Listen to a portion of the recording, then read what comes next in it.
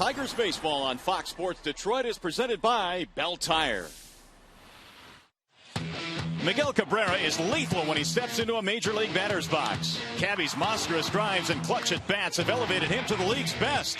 But when the opponent is the Athletics from Oakland, the Tigers slugger rises to another level.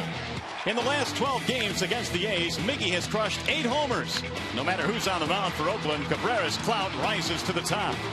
Tonight, Miguel is in his customary cleanup role, just waiting to deliver another free souvenir into Comerica Park's bleachers. The game is next after this stop in the Call Sam studio.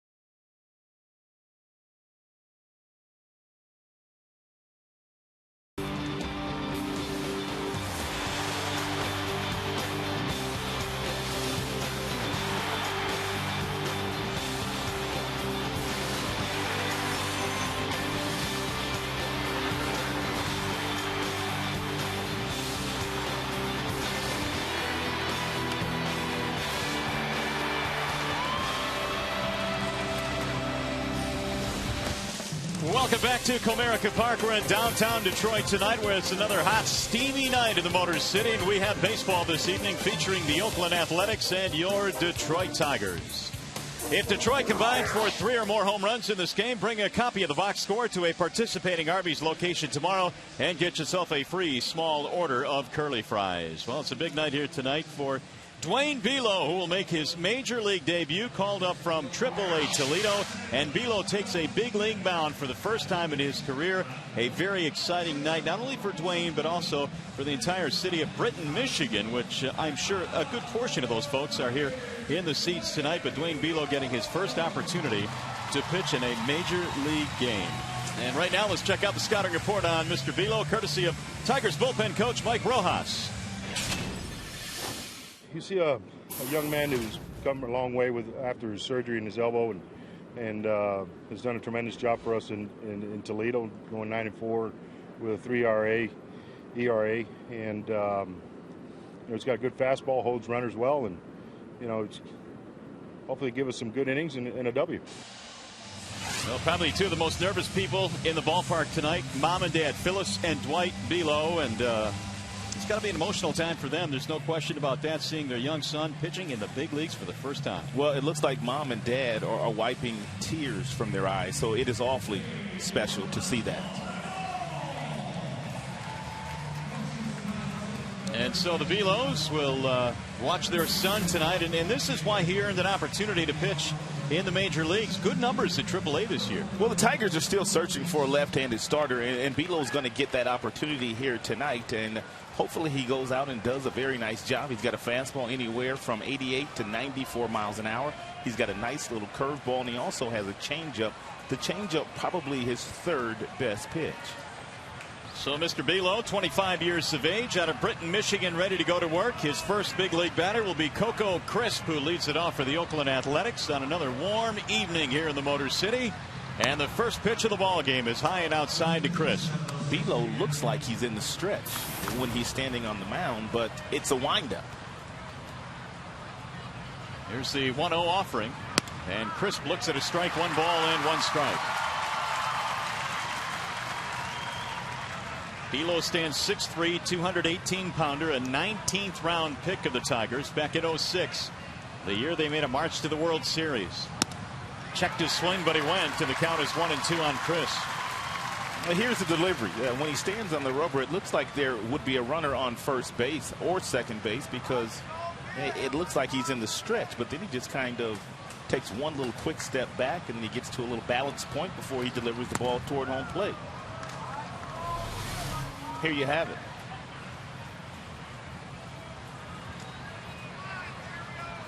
Two balls, 2 strikes on Crisp, the leadoff man for the Athletics. And it's hit on the ground to third off the glove of Don Kelly, but it rolls to Santiago, and he is out at first base. Nice play by Santiago on the carom. Santiago was in the right spot. He was headed over into that hole because that looked like where the ball was going to go. And once it trickled off of the left arm of Don Kelly, he was Johnny on the spot and putting enough arm strength to get the ball across the diamond to get a speedy runner in Coco. A 5.63 put out. The first out recorded in the big leagues by Belo. Cliff Pennington stands in and looks at strike 1. Alex Avila was telling me before the game that he caught Belo just a little bit in Double-A a couple of years ago before Avila came to the big leagues, and he said he also caught him a little bit this spring. So there is some familiarity there. There's a little bit. Nice little breaking ball here. It looked like it kind of fooled Avila there for a moment. No balls, 2 strikes on Cliff Pennington. Belo missing outside, 1 ball and 2 strikes. Pennington in last night's ball game was 3 for 4, yet he is still batting at a 183 clip over his last 20. Popped up foul back out of play. Gave you all the numbers last night and how the A's are really struggling offensively this year. Their pitching has been the only thing that has kept them above water. I was talking to my good buddy today, Gerald Perry, who is the hitting coach here in Oakland, and really I just want to check on him just to see how he was doing with all the poor numbers that his hitters have posted. Bouncing ball to short, scooped up there by Santiago, and Pennington is out, 2 away. Here's the rest of the starting lineup tonight for the Athletics, brought to you by the Metro Detroit Chevy dealers. Crisp, Pennington, and Willingham are at the top, followed by Matsui, the DH, then Jackson at third, Suzuki catching, DeJesus, Powell, and Sogard rounding out the lineup for the A's. There's Gerald Perry standing on that top step. And, of course, just about everyone on that staff will be evaluated at the end of this year. Bob Melvin, as the interim manager, you don't know whether he will get the job full-time or not. But, obviously, every coach is trying to do their best job. Here is Willingham. Well, what did Gerald have to say? Well, obviously, it's tough because he wears his emotions on his sleeves. When you have this many guys performing as poorly as they are performing, sometimes it's hard to sleep at night, but he's doing a very nice job, continues to work hard. Gerald has always done that. Bouncer back up the middle and positioned perfectly is Carlos Guillen. How about Dwayne Belo? A 1-2-3 first inning, his first major league inning.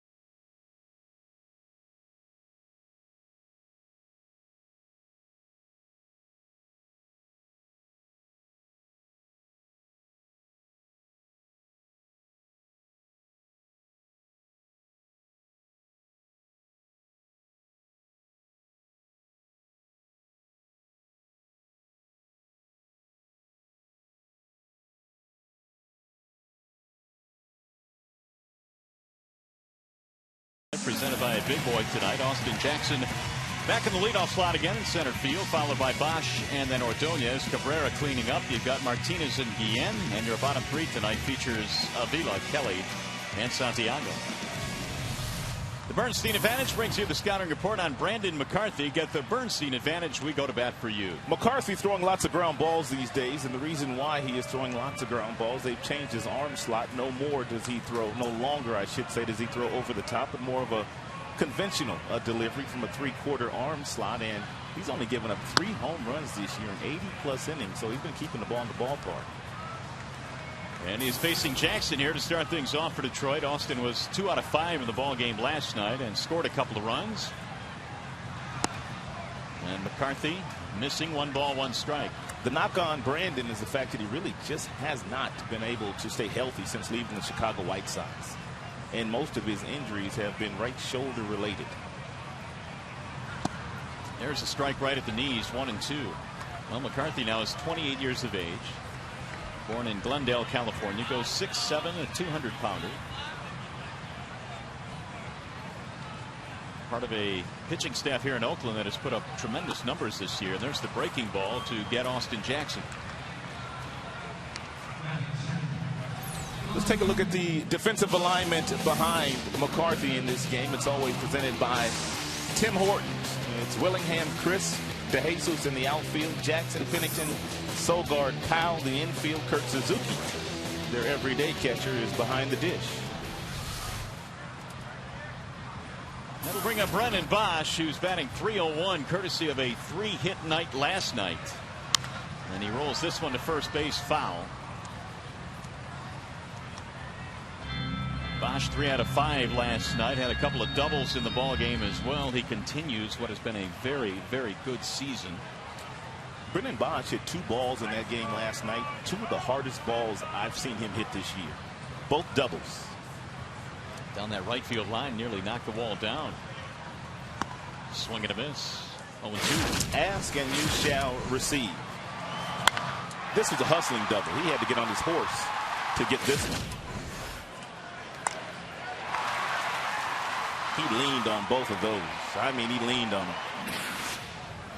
Behind in the count, 0-2. And down he goes. So McCarthy with a quick start tonight, striking out Jackson and Bosch.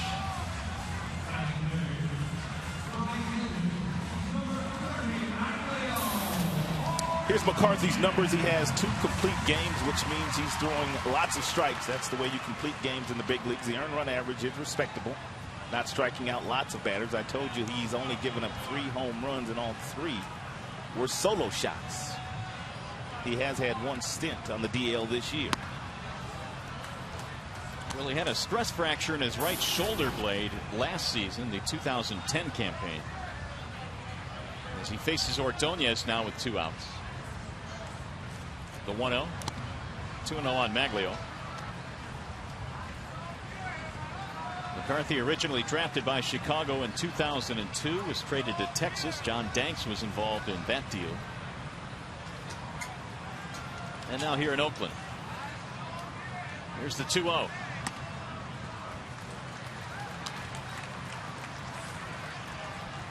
Ordonez is hit safely in 7 straight.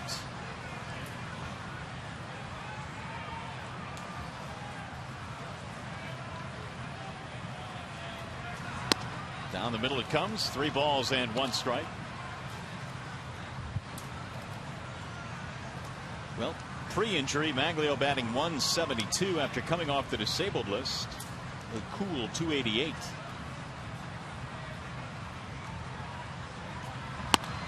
And another strike, run at full now at 3-2.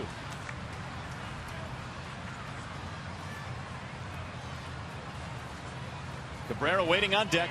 He'll be next if Ordonez keeps it going.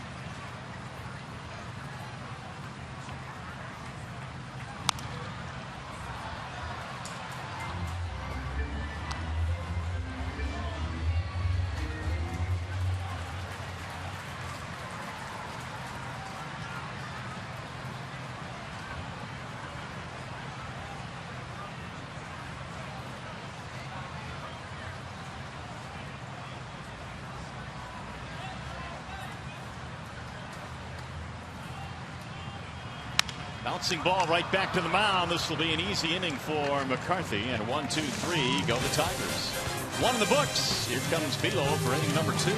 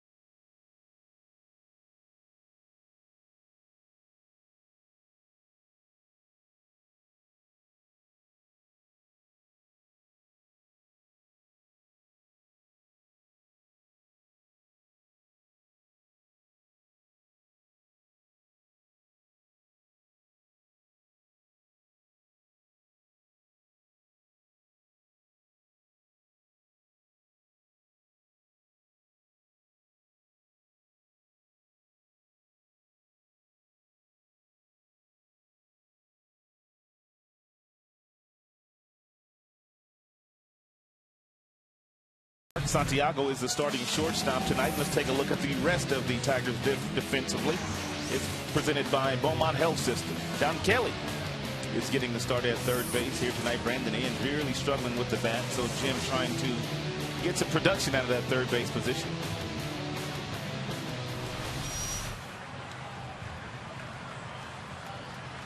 It'll be Matsui, Jackson, and Suzuki facing Dwayne Bo here in the second. No score.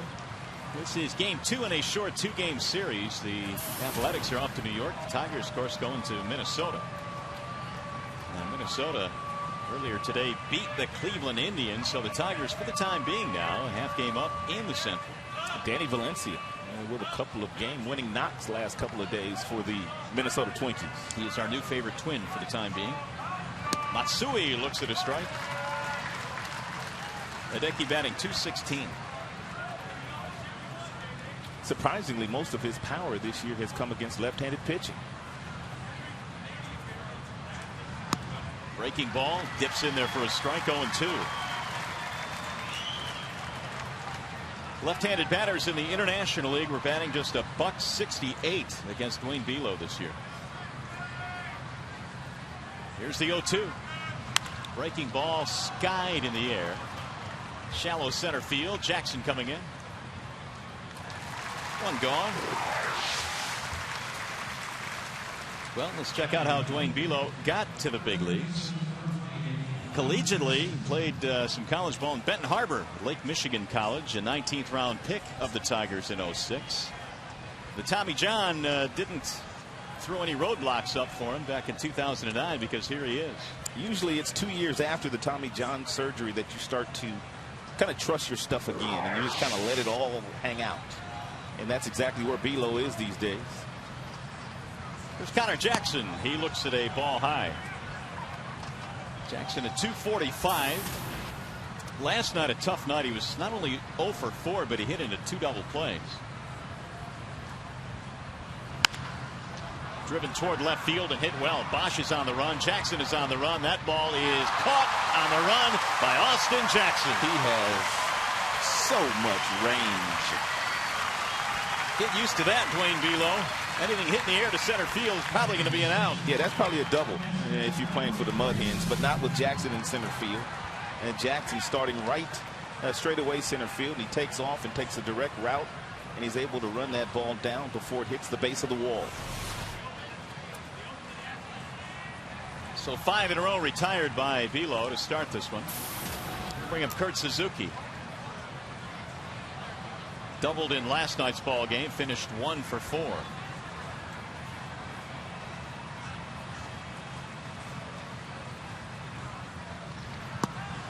And strike one is called on Suzuki.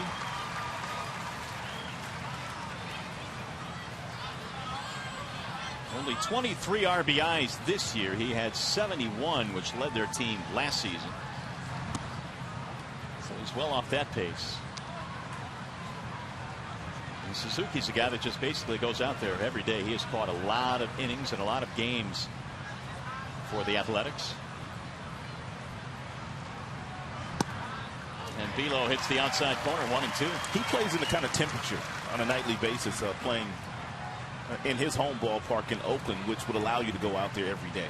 Not very hot there. Doesn't get very hot there. Here's the 1-2. Bouncing ball left side. In the hole is Santiago. Suzuki is out. Another 1-2-3 inning for Dwayne Below. 6 up, 6 down in his big league debut.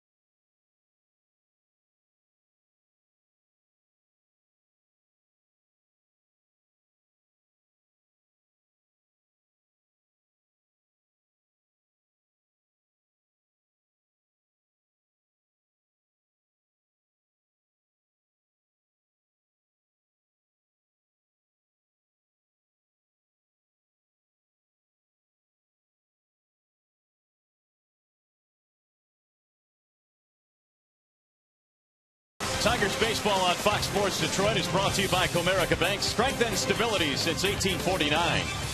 By Jeep brand, now celebrating 70 years of legendary heritage. And by Arby's, try the new Angus Cool Deli Sandwich only at Arby's. It's good mood food. It is another warm evening here in the Motor City, but that doesn't matter. It's 95 degrees. Tiger baseball is on. It's a scoreless game as we go to the bottom of the second. This is great weather to play in. If you're a player, you love this kind of weather. Doesn't take a whole lot to get loose. Great baseball weather. And it'll be Cabrera, followed by Martinez, and then Carlos Guillen facing the right-handed offerings of Brandon McCarthy. Cabrera homered in the ballgame last night. A 2-run shot, his 20th of the year as we check out the weather particulars. Feels like 102 with the heat index. Those people must be in left field. They'll be getting their shade hopefully here sometime soon. Right now they've got to deal with the sunlight, as do 2 of the 3 outfielders. Here's the 2-0 pitch. There's a strike on the outer edge, 2-1. Cabrera now 63 RBIs. Cabrera must not be feeling all that comfortable right now swinging the stick, because he came out today and was taking some early batting practice once again along with Victor Martinez.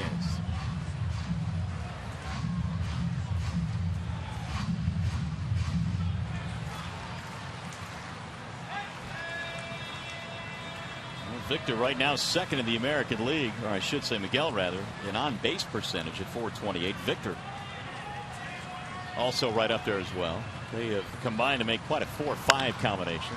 That one is pulled to third base. Connor Jackson is there tonight, and he throws him out.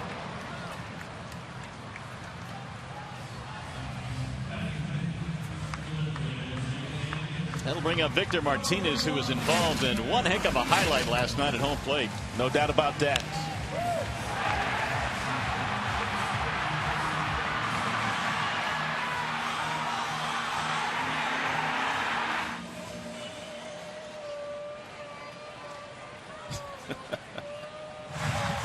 Gets better every time you watch it.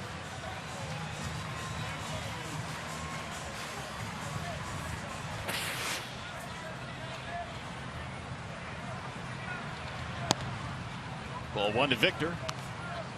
.316 batting average for Martinez. A couple of hits last night, and he just continues to cruise along. Really, the only rough stretch he had was early in the season. He had to go on the disabled list, but as soon as he came off the DL in late April, he went on a tear.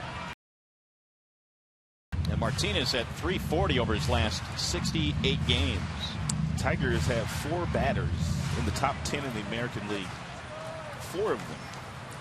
Johnny Peralta not starting in the game, but he, along with Brent Bosch and Cabrera and Victor. Here's the 1-1. 2 balls and 1 strike. You don't see this very often. 4 guys from one squad in the top 10.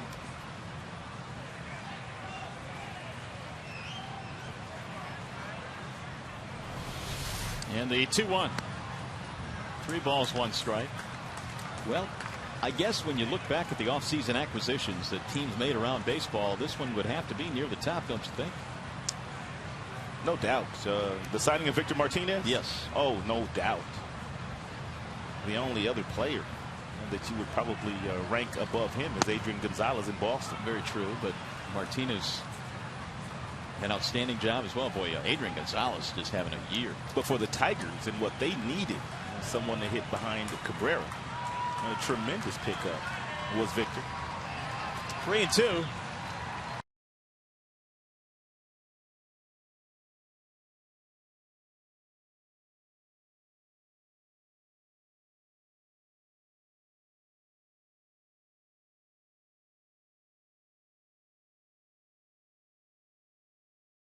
Detroit HD, sponsored by Xfinity from Comcast. And Landon Powell, who is down at first base, is not a first baseman by trade. And the one thing that you are always leery of if you're playing first base.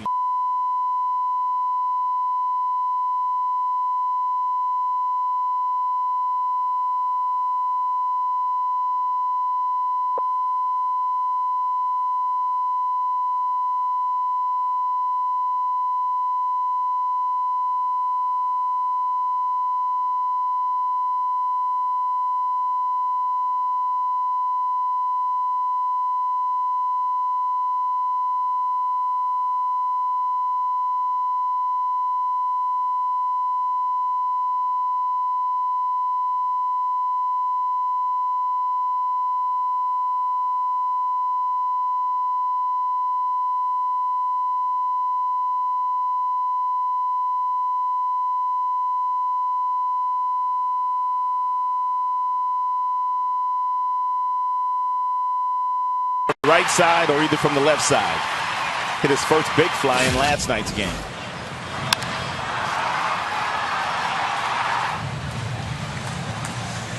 They gave him the silent treatment after that home run, and they jumped all over. That sliced at third and caught by Jackson. That thing was headed down the line. 2 outs. Victor getting back. Here's Alex Avila. 0 for 3 last night for Alex, batting .283.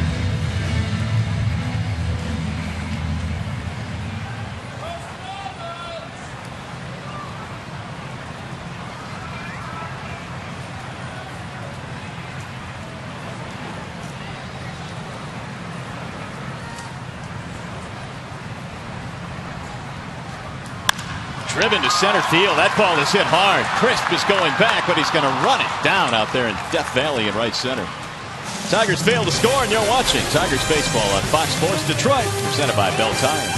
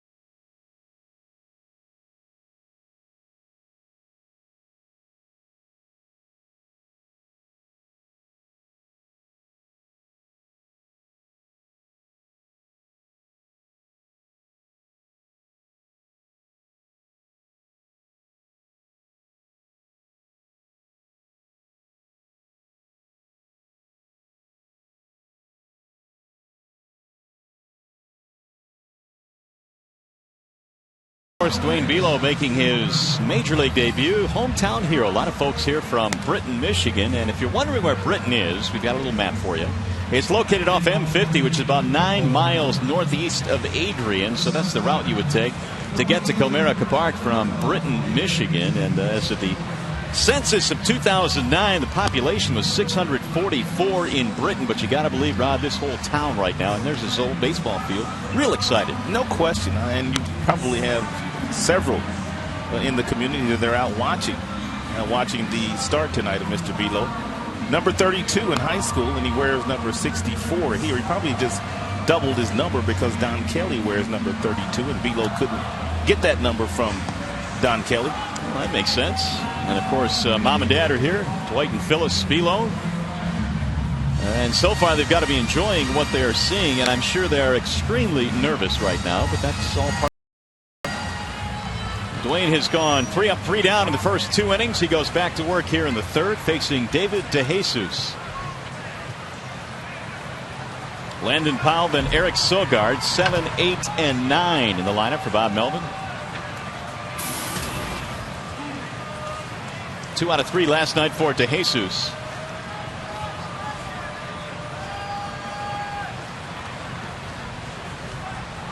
Over the years, DeJesus has just really done well against Tigers pitching.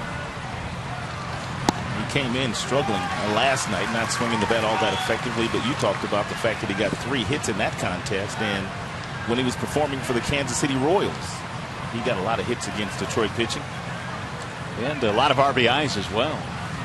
His 49 RBIs against the Tigers, more than he has put up against any other team. So he used to do really well in a KC uniform. Hitting only 133 against lefties this year, though, and Bo misses outside. A lot of scouts here tonight at Comerica Park, all seated behind home plate.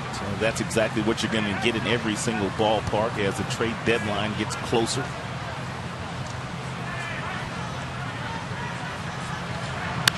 Bouncing ball right side. Guillen to the grass, and he can't handle it. And DeJesus is safe. That will be Carlos's first error of the year. First base runner of the ball game for the Athletics.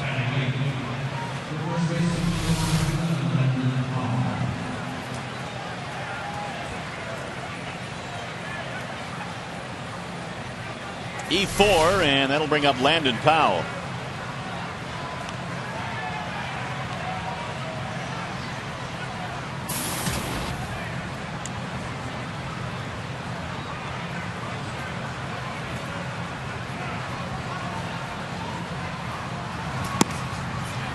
Ball 1 missing high. 1 ball, no strikes. Landon Powell playing first base tonight. Backup catcher to Kurt Suzuki, and when you're Suzuki's backup, you don't play a whole lot.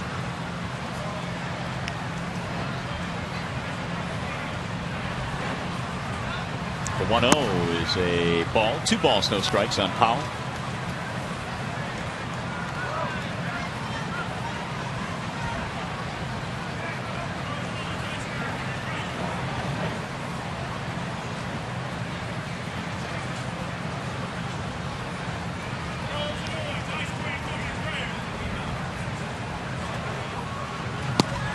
There's a strike.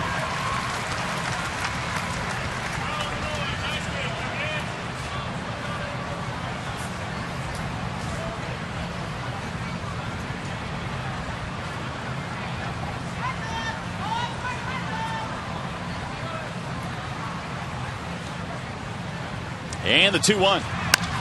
Driven to left center field. That ball is down. A base hit. And taking the turn and going to third, DeJesus. He'll get in there standing up. That's a wise decision by Austin Jackson not to come up and take the bait by throwing the ball to third base to try to get DeJesus. And by doing so and throwing the ball to second base, they keep the double play in order.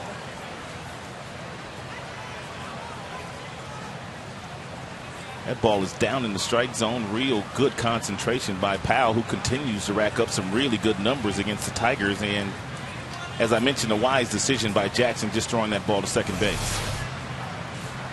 That's the first hit of the night for the Athletics. Here is Eric Sogard. He's hitting .298 at Sacramento. Recently called up by the Athletics.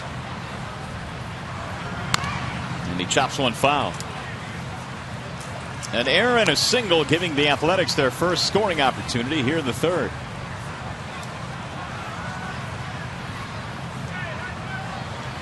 Jesus reaching on the air, and Powell singling him to third base.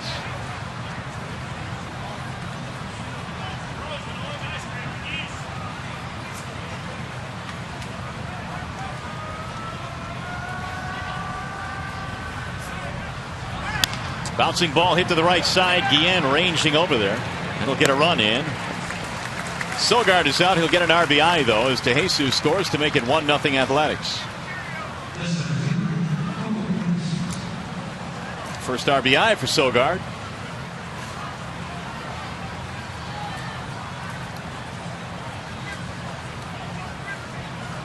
Now Coco Crisp.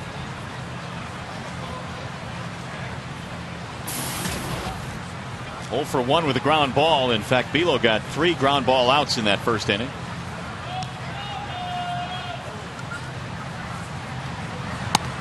Ball 1 missing outside.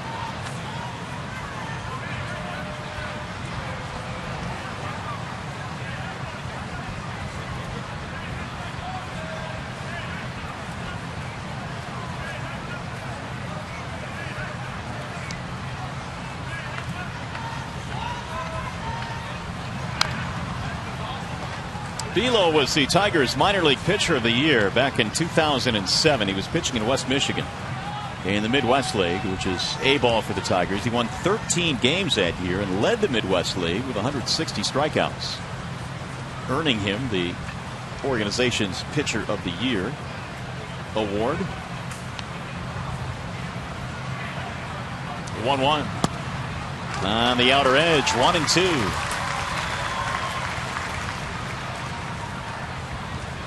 Last 3 full seasons in the minors, don't forget, 09 was a wash because of the Tommy John surgery. And Toledo this year, an ERA a shade over 3.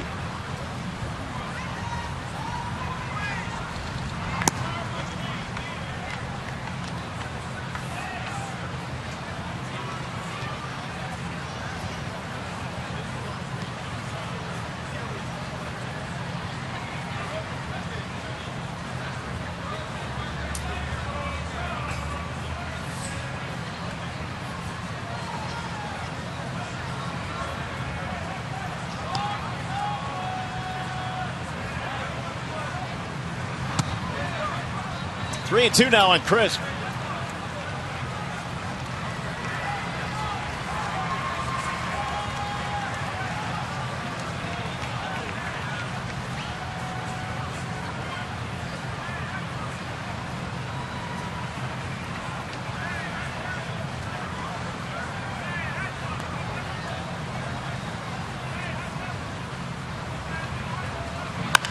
Driven down the left field line. It'll hook, though. That'll go foul.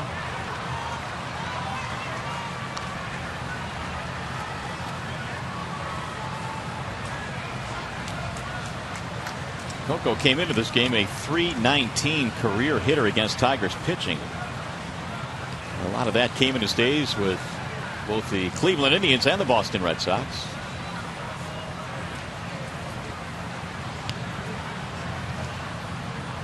And again the 3-2. Driven into left field, base hit. Howell lumbering to third base. He will stop there, and Crisp has a single. And that leaves runners at first and third. Still only 1 out. That'll bring up Cliff Pennington. Little cut fastball at 88 miles an hour right down and in to Coco Crisp. And really all Crisp did was drop the bat head into the strike zone and hit a bullet in the left field.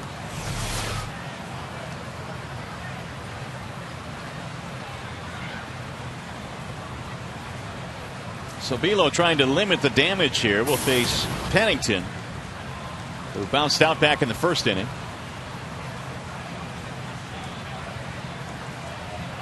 .277 this year with men in scoring position. And Bilo likely gets out of the inning here with another ground ball.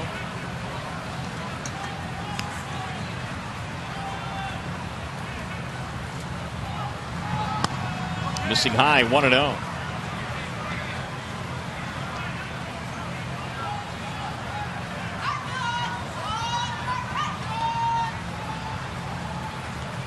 The Athletics have a couple of former first-round picks in their lineup tonight. Landon Powell was their first-rounder in 04, and Pennington was their first-rounder in 05.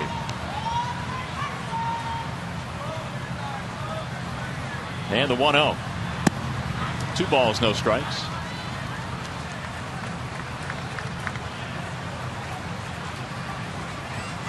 Velo was pitching well, as we mentioned, down in Toledo. In his 4 starts prior to being called up, he was 3-0.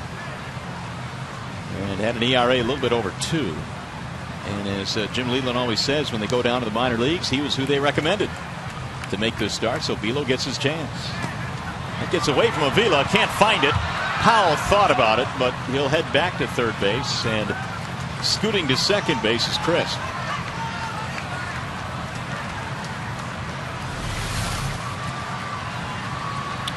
Powell didn't run well down at third base and was not anticipating a wild pitch there. And therefore, he wasn't able to advance. And Jim Leland making his way out to the mound. And Jim will try to settle the youngster down. This will have nothing to do with mechanics.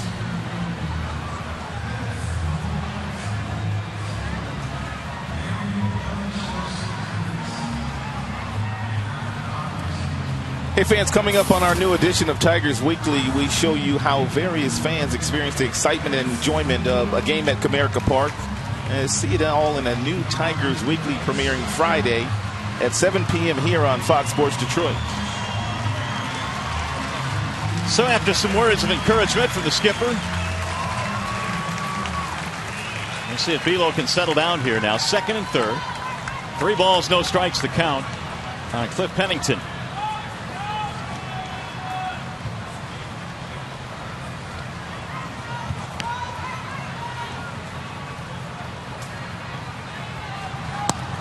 And he walked him. That's going to load the bases.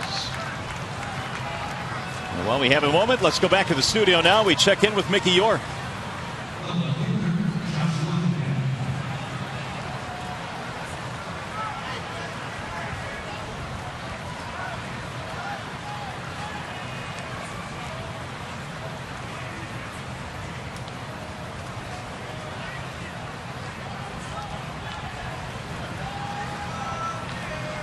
All right, Mick, thank you. And that's why the Tigers are trying to take advantage, although they trail here tonight 1-0. Bases full now for the Athletics.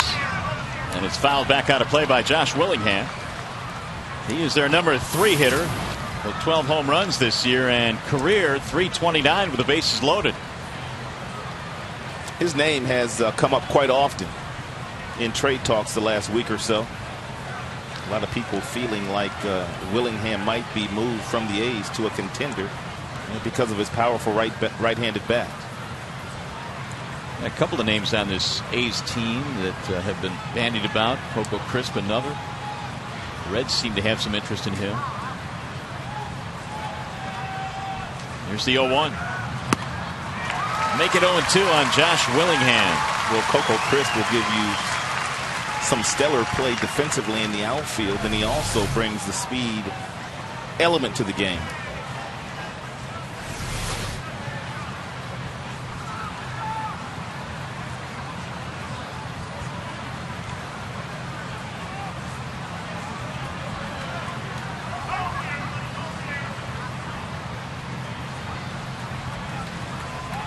Velo trying to wiggle out of this jam. He has surrendered 1 run. They have him loaded now with 1 out.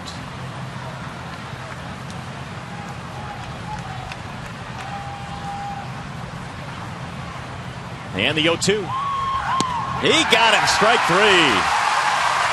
Willingham took it looking. 2 gone. First big league strikeout. Willingham must have thought that Velo was going to waste a pitch, and he didn't. He threw the fastball right at the knees, and it was right down the middle, and he could not get the bat off his shoulders. So the first major league strikeout comes in a big, big spot. Some more love for Dwayne Bo. So now Matsui with the bases loaded, 2 outs.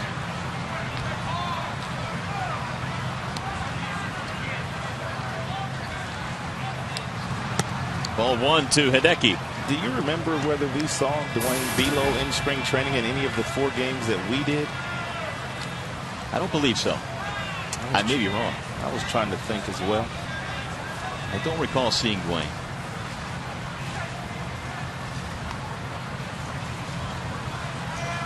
Here's the 1-0 pitch. It's fouled back out of play. I've seen him pitch at some point in spring training. Maybe not one of the telecasts we have, but right. It's so long ago. I don't remember what I had for breakfast today.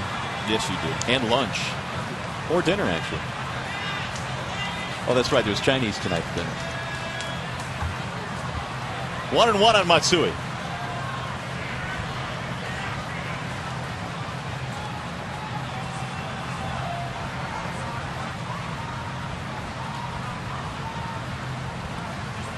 Here's a 1-1 pitch. Way inside. 2 balls, 1 strike. Avila had to leave his crouch. Well, Matsui's been struggling this year. In fact, he recently, last Friday, snapped an 0 for 18 slump. This is a guy who put together some really good years after he came stateside from Japan with the New York Yankees, even with the Angels last year.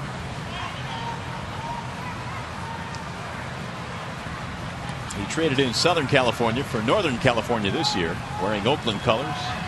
Bouncing ball right back to the mound, knocked down by Bilo. He's got time, and he is safe at first base. And Powell scores to make it 2-0.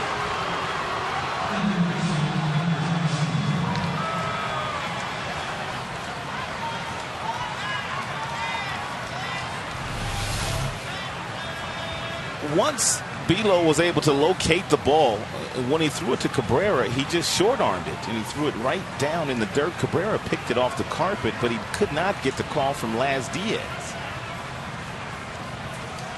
He was safe.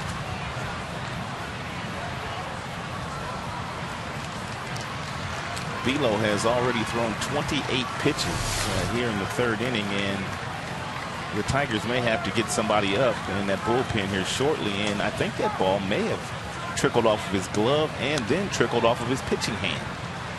And Jim Leland saying we want to check him out physically here. Kevin Rand coming out as well. They have ruled that a base hit. That could be the very reason why he threw the ball directly in the dirt. Maybe he didn't have the feeling in his hand when he picked it up.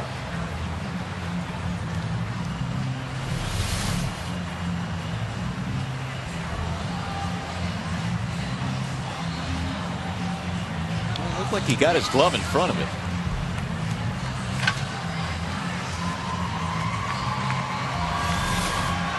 They will give Bilo some warm-up tosses here. He came within about a half a step of pitching out of his jam.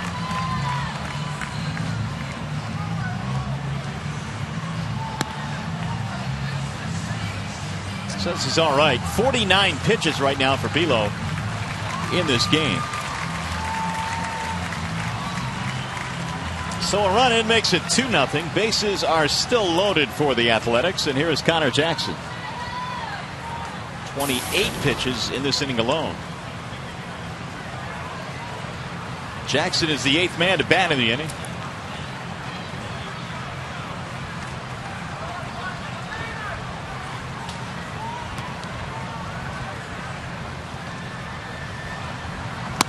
Ball 1. Jackson fly to center field back in the 2nd. Austin Jackson made a great play. Great running grab at the base of the wall in left center field. Strike called, 1-1. Yeah, but it seems like we say that every single night regarding Austin Jackson out in center.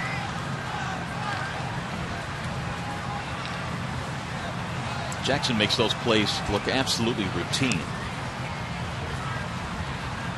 And the 1-1. Popped him up. This ought to do the trick. Cabrera under it. Inning over. So the damage is kept to a minimum. They get a couple of runs. And they leave him loaded.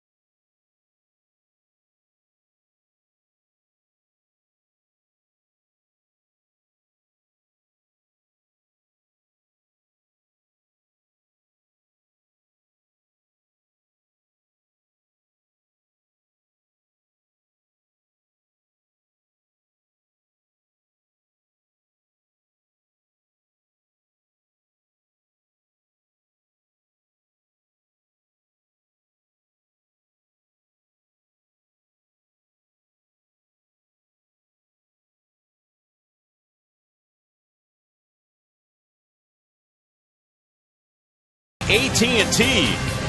And by Mueller's Pasta, America's favorite pasta. Warm night here in the Motor City, 95 degrees. Our game time temperature. Athletics have taken a 2-0 lead in this one. Here come the Tigers now as we go to the bottom of the third. Facing Brandon McCarthy, it'll be Don Kelly, Ramon Santiago, and Austin Jackson. First pitch in there for a strike on Don Kelly. Batting .239. A couple of hits in 6 at-bats against A's pitching this year. Here's the 0-1. In the air, right field on a line. This looks like trouble, and it is. It's going to go to the wall. Kelly off to the races, might get 3. He's coming to third.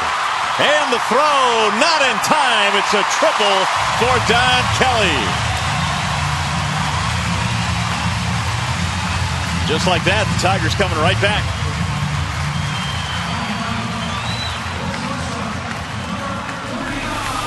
Outstanding at bat by Don Kelly. He gets himself a changeup that's fading away from him, and that allowed him to reach out and pull it back to the pull field in between Crisp and DeJesus. And by the time DeJesus picked it up and got it back in, Don Kelly was headed for third base with a head-first slide. And here's Santiago trying to cash him in. Second triple of the year for Kelly. First pitch outside from McCarthy. Santiago is spelling Peralta tonight, who gets the night off. Ramon 2 out of 10 this year against A's pitching.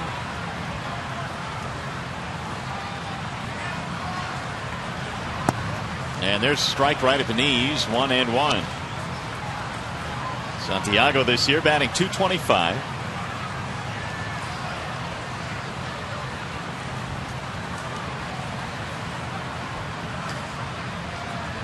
Here's the 1-1.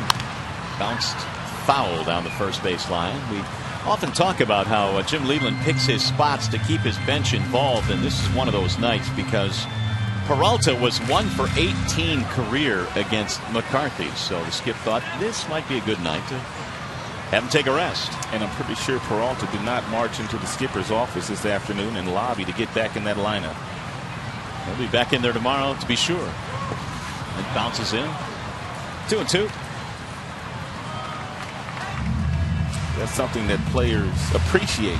You will never go into your manager's office and ask for a day off when you know a pitcher has been very difficult on you, but you sure appreciate it if your manager takes notice of it and decides to give you that day off. And Santiago gets a chance to play. Here's the 2-2. Bouncing ball, first base side, foul again. Tigers in the ball game last night fell behind. They were down 3-1 before exploding for 6 in the 5th. Backing up Rick Porcello.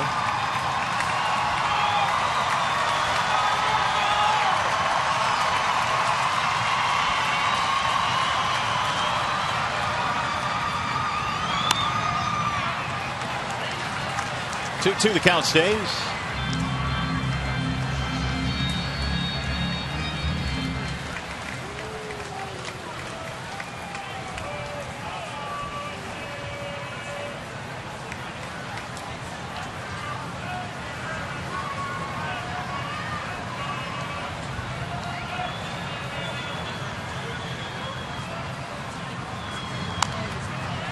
Santiago fouling off a pretty good pitch there. Breaking ball. He stays alive. He's gotten a steady diet of breaking balls from McCarthy. It just has not been able to put them in play fairly on the ground, which would get the Tigers on the board. As the Oakland Athletics are conceding.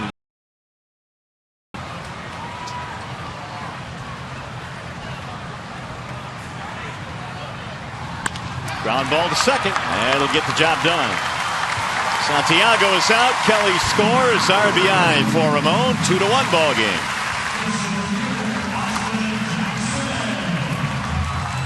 Ninth RBI of the year for Mr. Santiago.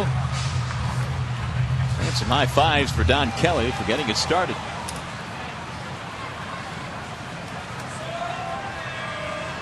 Here comes Austin Jackson.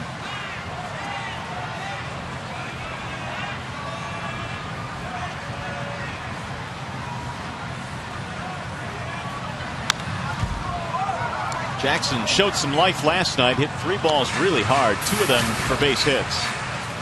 Batting .246.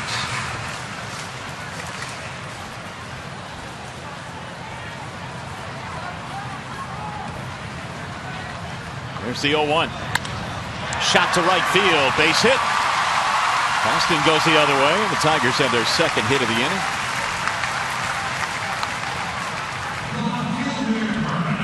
Talked about Jackson a little bit in the postgame show, and the fact that when you have a wrist injury and you have it heavily taped, you're not trying to do too much in the batter's box, and as a result of that, he's taken some pretty good passes at the baseball last night and also today, and he's gotten himself 3 hits. On occasion, you'll see a guy with a bad foot. He wants to land softly on that foot, therefore is not trying to do too much, and sometimes a little minor injury can work into the favor of a player. Austin's certainly a threat to run. He has 15 stolen bases. In fact, he's been successful in 13 of his last 14 attempts.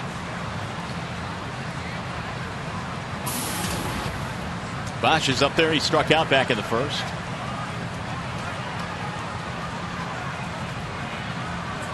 And the runner goes. Here comes Suzuki's throw. The tag, not in time. Steal for Jackson. To 16th. Really good jump by Austin Jackson. A couple of weeks ago, he was out with Tom Brookins, and they were working on not standing up when he started toward second base, and he's really taken to that. And sometimes you'll see a guy on first base, and their first motion when they are stealing is to stand up and then start running. Jackson stays low to the ground, therefore the acceleration pretty good.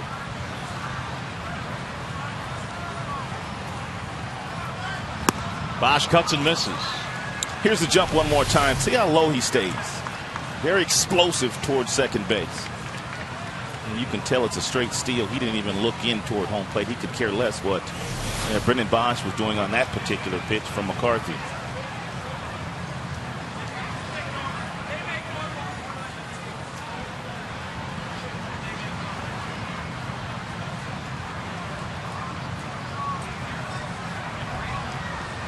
And the 0-2. Bouncing ball back up the middle. Pennington. Bosch is out. Jackson to third base. You know, Jackson before the season started said he'd like to possibly steal 40 bags this year. One thing that would help him greatly in doing that would be learning how to steal third base a little bit better, which is all part of the learning curve for a young player. What is the difference in terms of, if you're a base runner, between stealing first, or stealing second, I should say, and stealing third? Well, one is confidence. And a lot of times when Jackson comes up on second base, there's Maglia or Cabrera standing in that batter's box, and I think he's probably afraid of getting thrown out because he wouldn't be able to go back to that dugout. And Jim Leland wouldn't let him in. But the fact of the matter is, when you're on second base and stealing third base, you have the luxury of getting that secondary lead. You have some momentum going toward that next base, which is a little bit easier to steal than stealing second base. It's a good point, though, about the big boppers coming up after him, though, because if you do get thrown out, that wastes a pretty good chance. Well, you're not going to get thrown out with Cabrera standing in that batter's box and you're on second base. Well, it's 2-0 right now on Ordonez.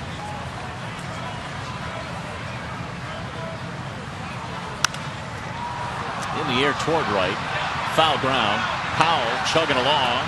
Won't be able to get there. I was in Bob Melvin's office today. He's the interim manager for the Oakland Athletics, and he said his starter last night, Moscoso, probably should have pitched around Cabrera in that situation when Cabrera hit that 2-run home run. But he said now with Victor behind him, as an opposing manager, you're not going to walk Cabby as much, but you hope your pitcher in certain situations just doesn't really go after him. And last night he was wishing that was one of those situations.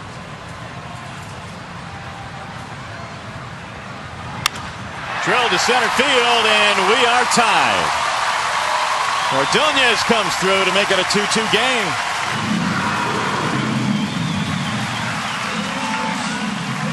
Maglio's 16th RBI. We have well documented the fact that this Oakland Athletics team came in with some of the best pitching in the majors. But they give up about 1 run more away from their home ballpark, so they don't pitch as efficiently. when they're away from that Coliseum in Oakland.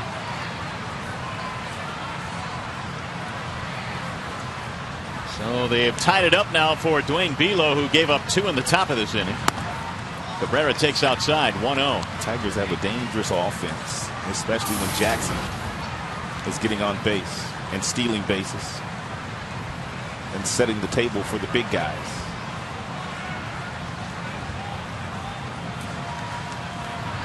Seven of the 10 runs the Tigers have scored already in this series against the Athletics have come with 2 outs. Big time clutch hits. And Maglio providing the most recent one. That, by the way, extends his hitting streak to 8 straight. Staying away again. 2-1 on Cabrera.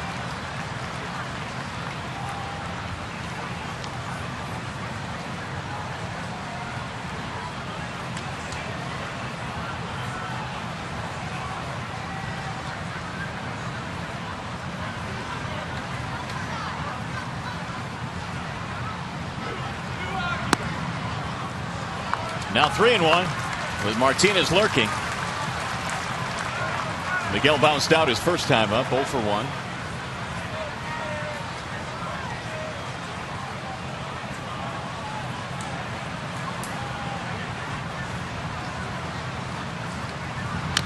Fouled straight back, 3-2 on Cabrera.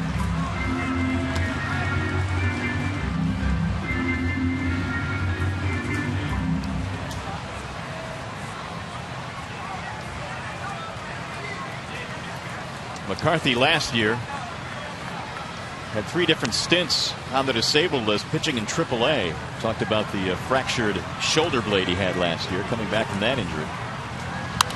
It's fouled away again. Here's a little sample of what Cabrera has done as far as the home runs are concerned since he put on a Tigers uniform. 129 home runs. Quite a few more than Paul Konerko, Teixeira, A-Rod, and Big Papi.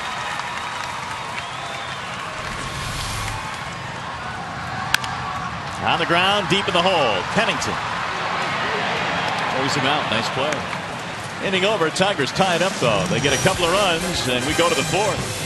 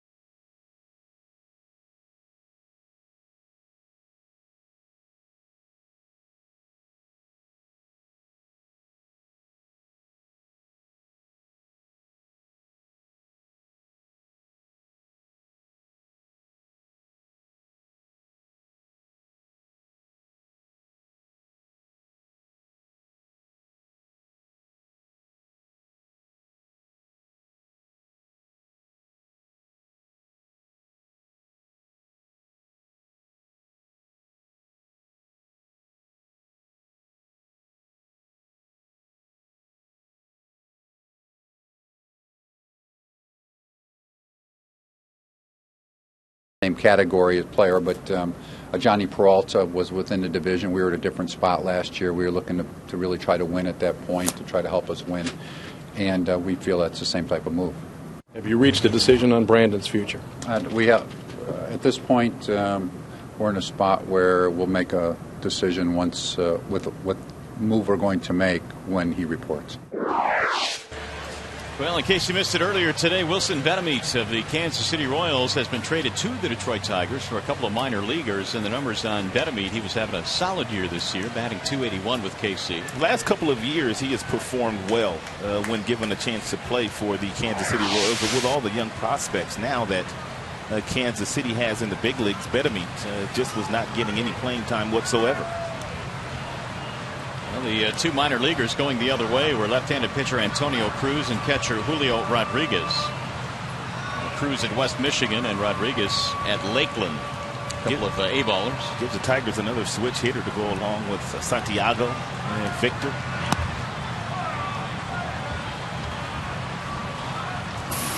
Carlos Guillen, of course, and now Betamit. Kurt Suzuki starting things off here in the fourth. We are tied at 2. Fouled back out of play. 1 ball, 1 strike. I would have to think that Betamit will probably slot himself down there in that 8th spot, maybe that 9th spot when he does show up and get a chance to play third base. That's probably an accurate guess. I can't see where else he can put him. Yeah, I was about to say, where else you want to put him? It's popped up. Right side of the infield, and Guillen. 1 gone. So Belo, after giving up 2 runs, really did a nice job of kind of pitching out of what could have been an ugly inning. And in the meantime, his teammates get him 2 back. Nice visit by Jim when he went out to the mound. Very nice visit because he was able to calm him down. Here's DeJesus. David reaching on an error which started that 3rd inning in which they got a couple of runs.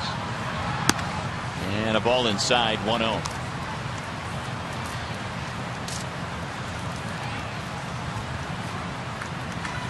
DeJesus batting just a .133 against lefties this year. Only Adam Dunn of the White Sox had a lower average against left-handed pitching. Dunn, well, we know his struggles. He was batting .031 against lefties. That's unlike DeJesus too, because in the past he has been pretty good in that situation. Here's the 1-1. Yeah, when you're as good as he is with runners in scoring position, and he's been really good over the course of his career, you would imagine that you got to hit lefties pretty good. Yep.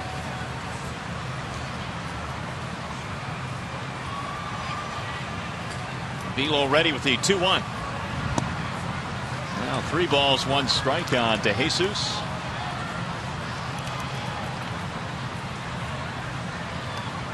Landon Powell waiting on deck.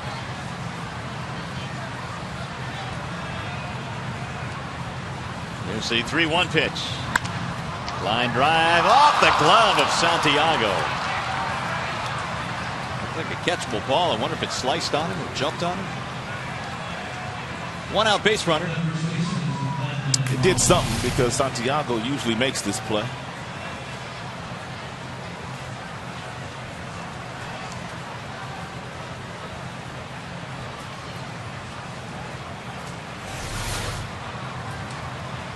Here's Landon Powell, who singled, scored a run back in the 3rd. It's a base hit for DeJesus. 4th hit of the game now for the Athletics. Powell pops it up. First base side. Cabrera can't get there. Even Belo getting in the action there. Running from his pitcher spot. It's a long way to run to get called off.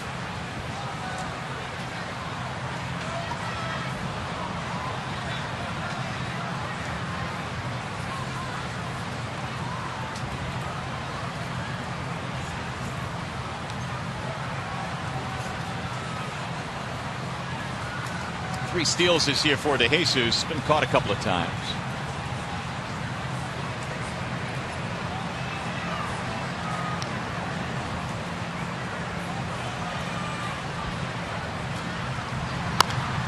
That's rolled foul. 0-2 on Powell.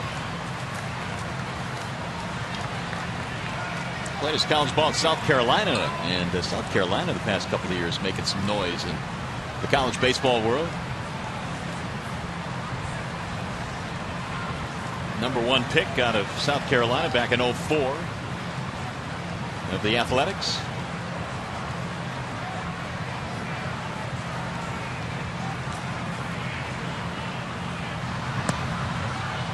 Missed it. 1 ball, 2 strikes on Landon Powell.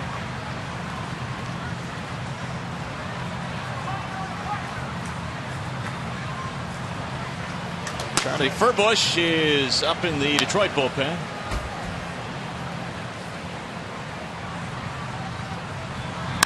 Bouncing ball hit to the right side. Guillen spinning to get the out at first.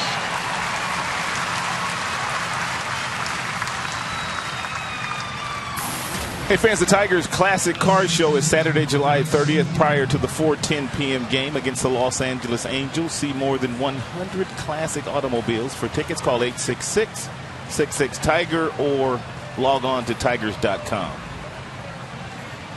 Have you ever thought about getting yourself a classic car at some point in time? Negative. Negative? Never thought about that, huh? No. You? I've always wanted a 57 Chevy. Really? Always wanted a 57 Chevy. Now, would you just keep it in your driveway, or would you drive it around? Well, I probably wouldn't drive it all that often, but I've always wanted one of those. I used to have a neighbor that had one that was right next door, and he used to be outside working on it all the time, and it was plush. I mean, it was pretty. Yeah. Fell in love with it. I'd be afraid to take it out on the road if I had one. One strike on Eric Sogard. Bouncing ball to first. This will get him out of the inning as Cabrera tags the bag for the out. No runs, one hit, one left. 3.5 in the books. 2-2.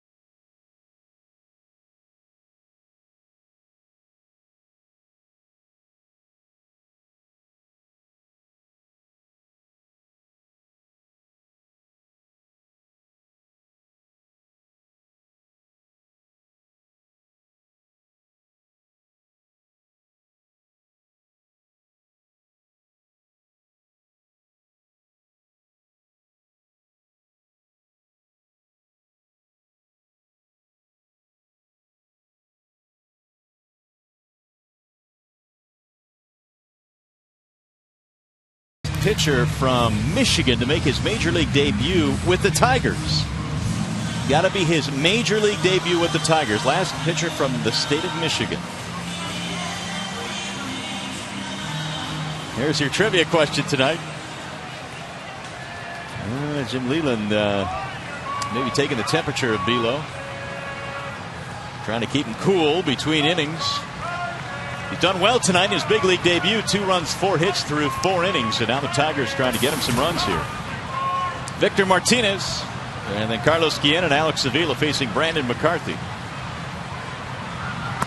Ball 1 to Victor. Nights like tonight always busy for both training staffs. You've got to make sure guys stay hydrated with water when they come off the field. And then they probably got a little ammonia water down there. They have an ice that we've seen Steve Carter applying to the neck of Belo after he comes in after pitching every half inning. Is cramping a problem too in this kind of weather, do you think? It could be, but you have to kind of hydrate yourself prior to this type of weather, and the Tigers are going to have to continue to do that because the weather is going to be the same in Minnesota and in Chicago. So the guys have to get their rest and they have to drink plenty of water. 2-1 on Victor. Martinez, the base on balls back in the second, did not score. Tigers got a couple of runs in the bottom of the third after falling behind 2-0.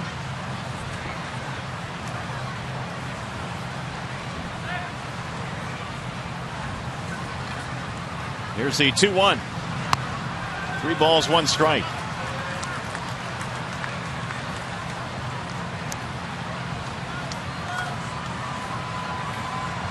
Carlos Guillen waiting on deck.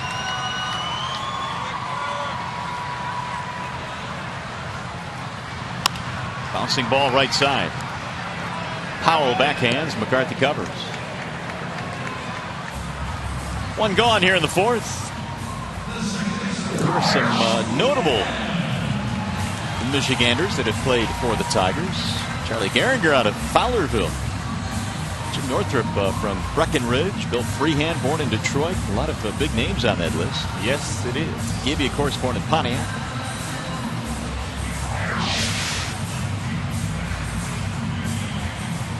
Willie Horton not on that list. He was not actually born in Detroit. That's the official list that we showed you there. Hammered Hank. Here is Carlos Guillen. He takes a ball inside.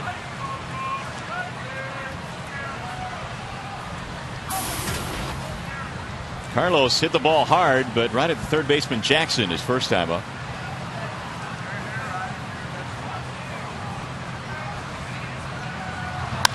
Ground ball right side. Powell can't get it. Rolls to the second baseman. And Sogard throws him out. Nice play. That's a nice job by Sogard not giving up on the play, and also McCarthy for getting there on that particular play. Powell stretches out for it. He can't knock it down, but Sogard is able to get there and bail him out, and McCarthy was right there on the bag waiting for the throw and stretched out like a first baseman in the direction towards Sogard, the second baseman.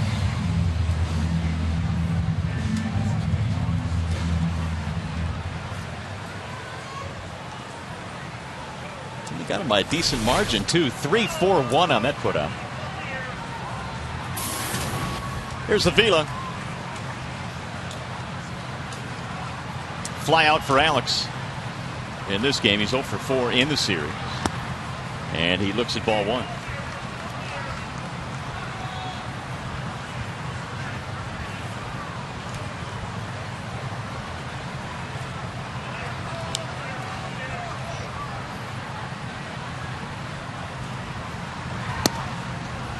One ball, one strike on Avila.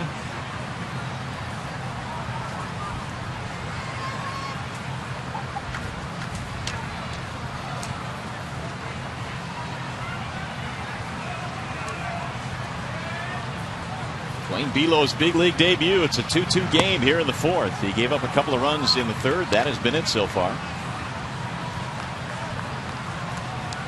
So the young man has acquitted himself quite well in this first big league start. In fact, Belo retired the first 6 that he faced. 2-2 on Avila. Tigers have had quite a few players making their major league debuts this year. In fact, Belo becomes the 7th player to make his big league debut for the Tigers this year. Most of them pitchers.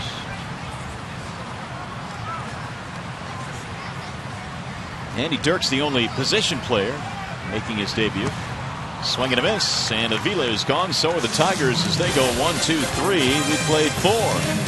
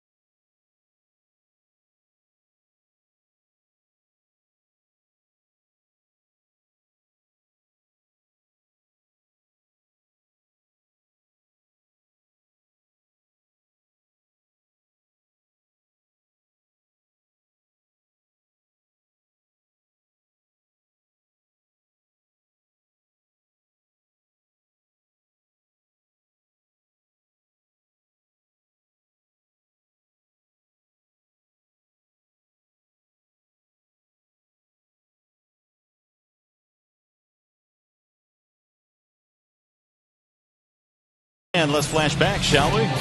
On this date, 1958, Jim Bunning threw the 4th no-hitter in Tigers history.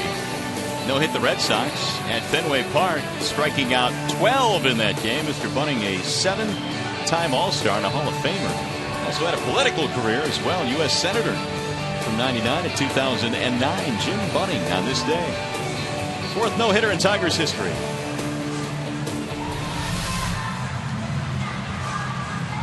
Well, Dwayne Bo back to the hill now as we go to the 5th inning in this one. Another fine crowd here tonight watching the big league debut of Dwayne Bo. And so far his line tonight, he has given up 2 runs, but both of them unearned.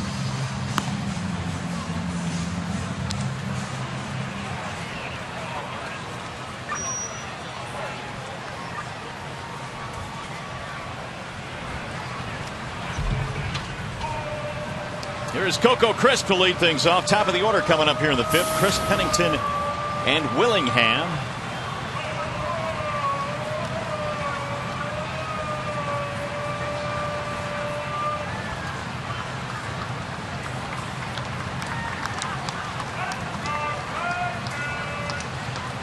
Two runs, 4 hits tonight for the A's. The Tigers have 2 runs on 3 hits. Crisp showing bunt, lays one down, foul. 0-1 on Coco.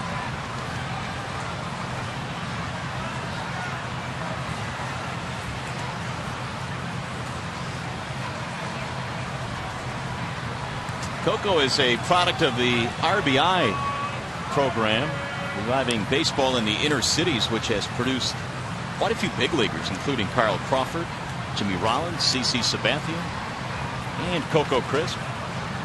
The 0-1. Lifted to right field. Hit pretty good, but Maglio is going to get there. And one gone. We just saw John Young out in Los Angeles and also in Anaheim. Oh, that's right. And he's the one who started that RBI program.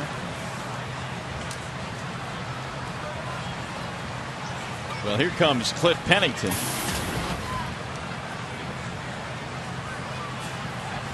Walking a bounce out.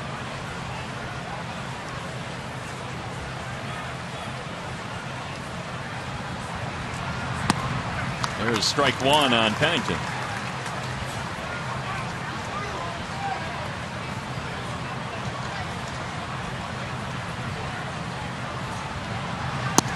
Pennington's double play partner up the middle for the Athletics was Mark Ellis, the veteran who had been around a long time. He's playing with Colorado now. They made room by bringing up Jamile Weeks. And so now Pennington working with a much younger but ultra talented player up the middle. There's a nice play by Kelly, and Pennington is out. Kelly having a nice day. He is that. He has a triple as well. 2 gone. Now Josh Willingham.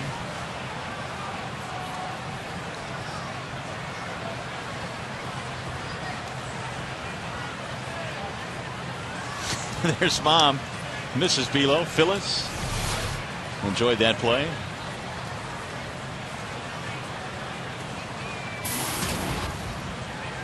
Willingham, a strikeout and a ground out. And he looks at a strike. Thought it might have been a touch high, but not so, says Scott Berry.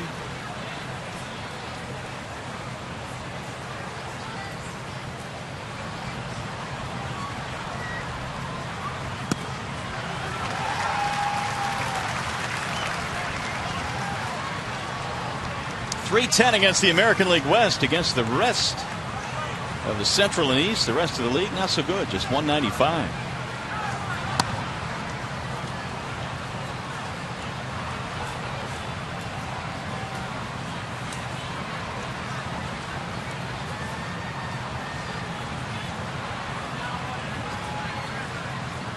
One ball, 2 strikes. Swing and a miss, and Belo has himself a 1-2-3 fifth. Nicely done. That's his 2nd strikeout.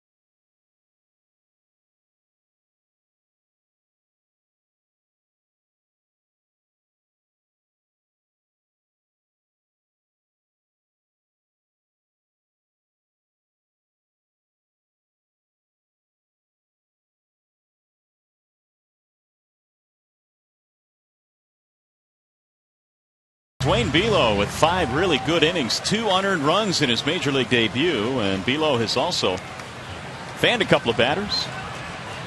So far so good. And now we'll see if the Tigers can take the lead here.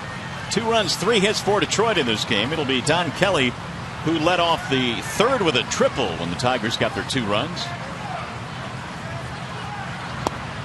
First pitch is in there for a strike on Kelly. Santiago and Jackson to follow.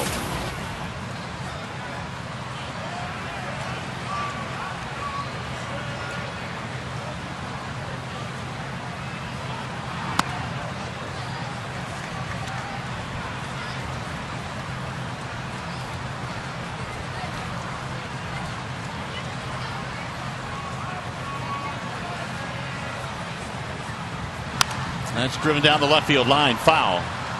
Kelly, by pitching and catching this year, has now officially played every position in the big leagues. He has not played short with the Tigers, but when he broke in 07 with the Pirates, he played a little bit of shortstop. A couple of games, so literally every position for Don. Here's the 1-2. Bouncing ball, foul, first base side. It's nice to have a player like Kelly on your roster that has that kind of versatility.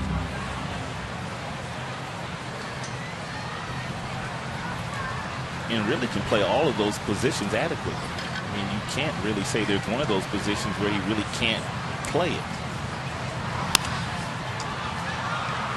That'll get back toward the seats, and out of play it goes.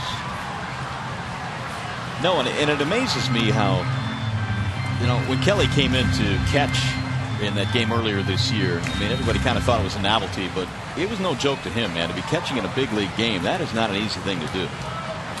Takes a tremendous amount of confidence, concentration, and ability.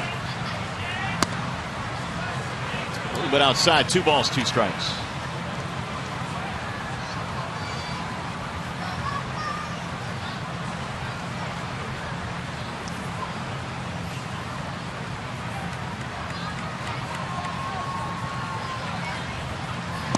And he got him. Strike 3. Kelly is caught looking.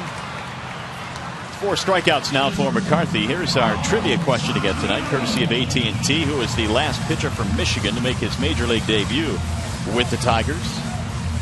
That would be Andy Van Hecken, who was born in Holland, Michigan. Made 5 starts in 2002 here at Comerica and in that season. Good combination to bunt on here if you're Santiago. You have an inexperienced third baseman and first baseman.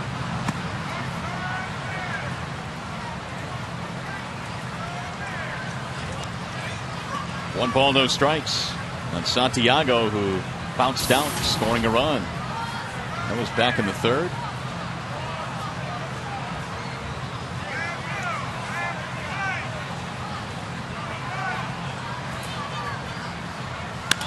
Slice to left, base hit.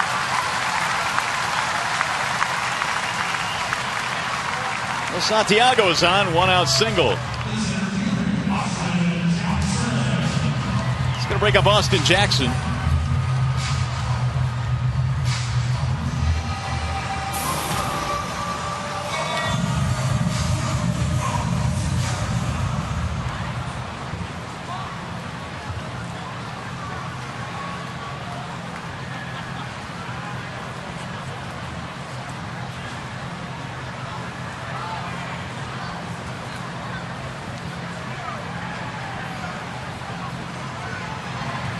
Wave and a miss, 0-1 on Jackson.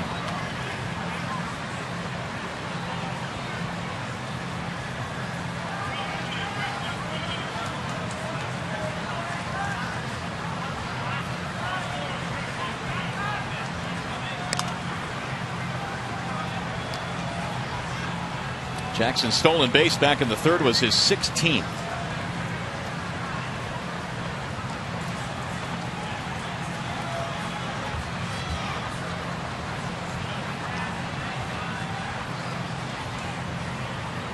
And there goes the runner. Little bouncer hit to 3rd. Scooping there, Jackson. And is picked at first base. You could tell this was a hit and run by the swing that Jackson took. Santiago took off from first base, and Jackson, in a self-defensive type swing with a breaking ball up and in, just tried to fight it off.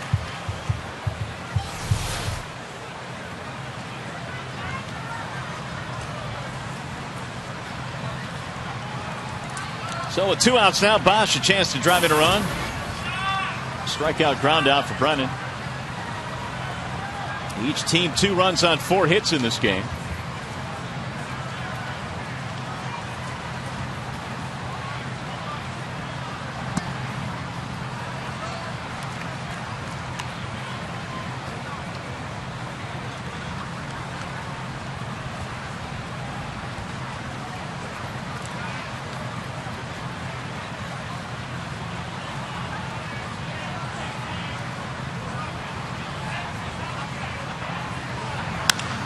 High fly ball left field. It's going to stay in the park, though. Willingham is under it, and that ends the inning. No runs. 1 hit, 1 left. To the 6th inning we go.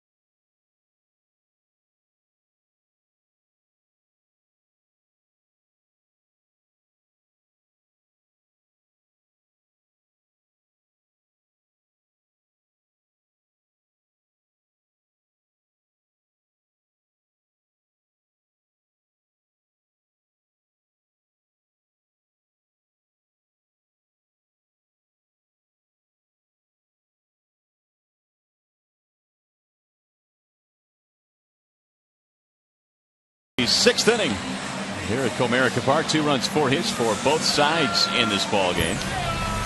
And the standings right now, the Tigers lead Cleveland by half a game. The Indians a loser today in Minnesota, 7-5 the final score in that one. So Chicago 4.5 out, Minnesota 5.5 out. And as we have been talking about the last couple of weeks, looking like a 4-team race right now. We'll see how it all pans out.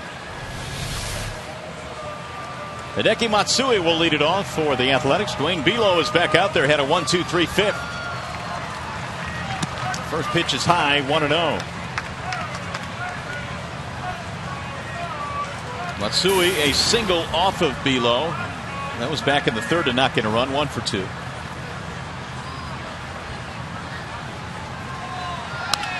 High fly ball, right field line. It is hooking, and that ball is gone, a home run.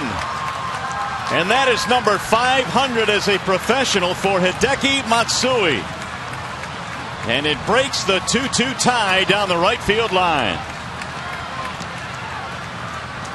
Matsui hadn't homered since June the 16th. And he goes deep here.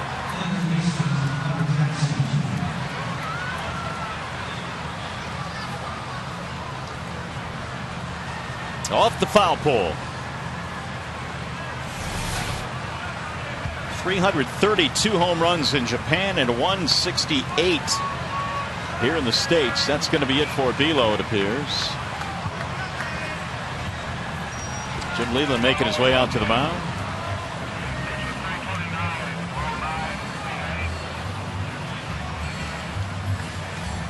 So Bo gave up 200 runs through 5, but Matsui's homer has broken the tie, and Here comes a nice round of applause for Dwayne.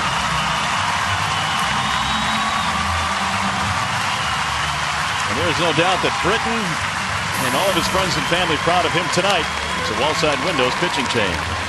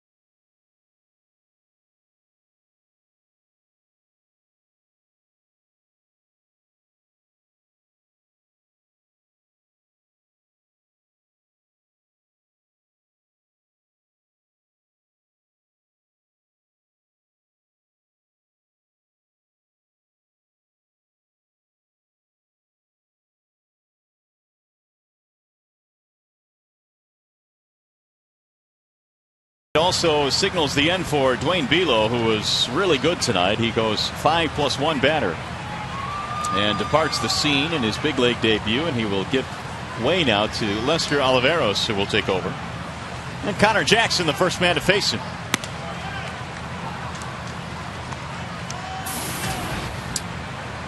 Oliveros comes in with an earned run average over 5.5. Just a couple of strikeouts, 3 walks in 6+ innings that he has pitched in the 6 games prior to tonight's outing.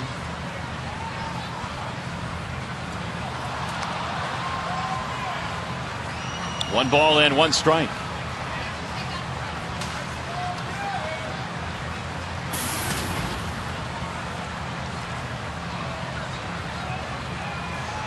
Connor Jackson 0 for 2 and a bouncing ball foul third base side. Well, we talked about Dwayne Bo being from Michigan and making his major league debut tonight. Scott Berry, the home plate umpire, is also a Michigan native. He is calling balls and strikes this evening. Got a Quincy High School and graduated from Olivet College.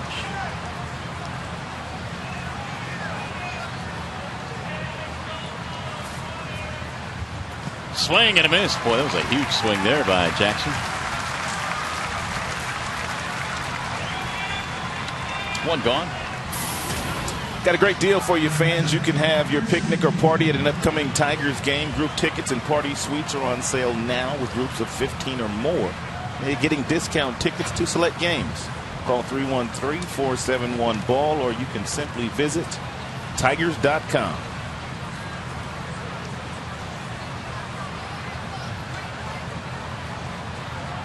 So here is Kurt Suzuki, who was 0 for 2.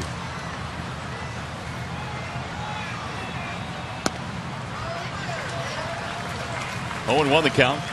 Suzuki ground out, pop up.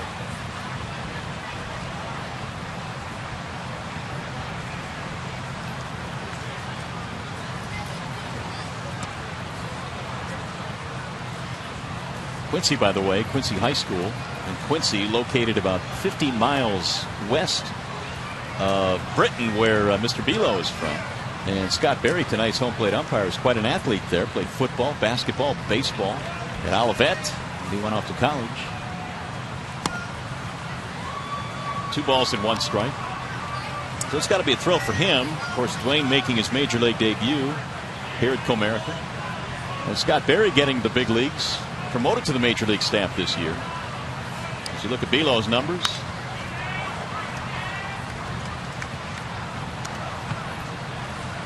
two balls, 2 strikes.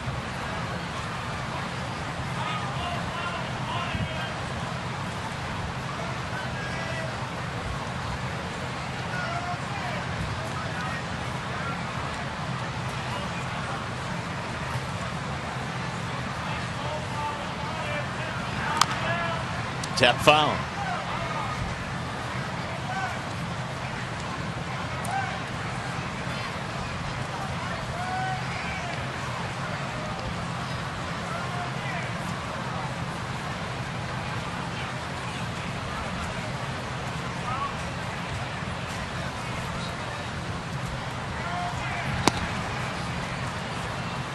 .97 from Oliveros.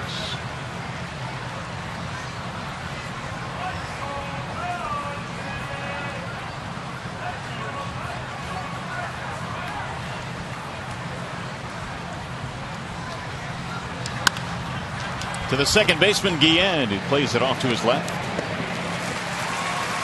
Suzuki's out of there. Back to the studio we go right now. Time for a game break, and here's Mickey York.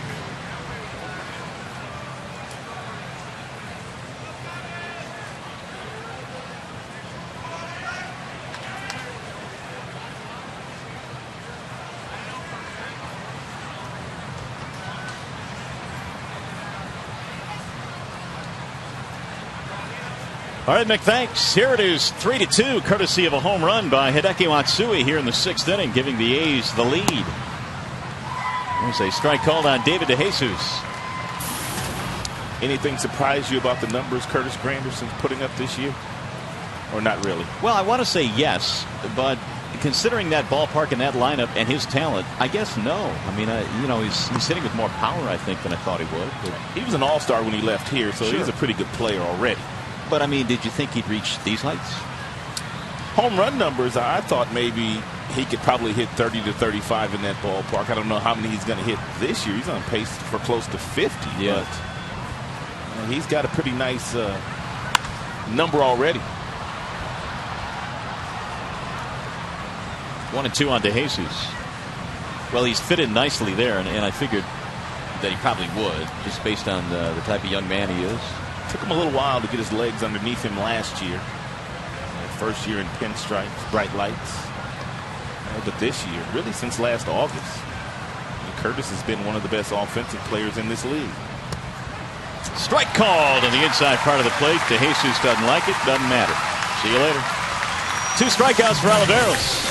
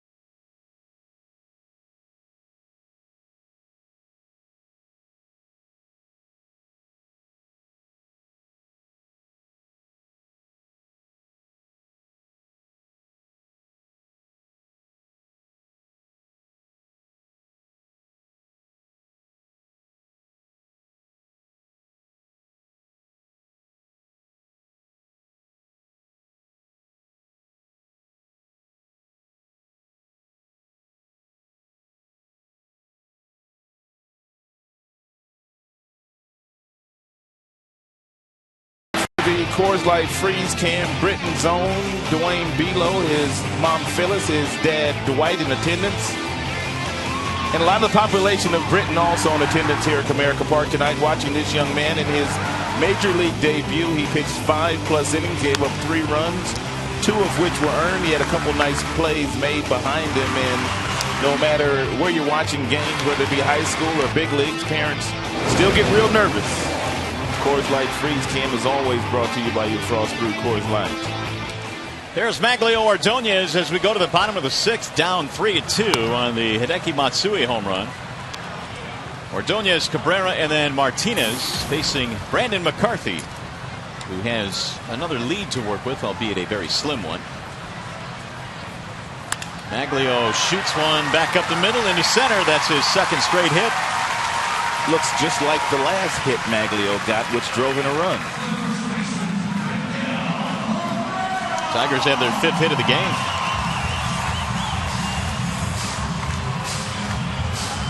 It's going to bring up Miguel Cabrera. So very quickly the tying run is on now for Detroit.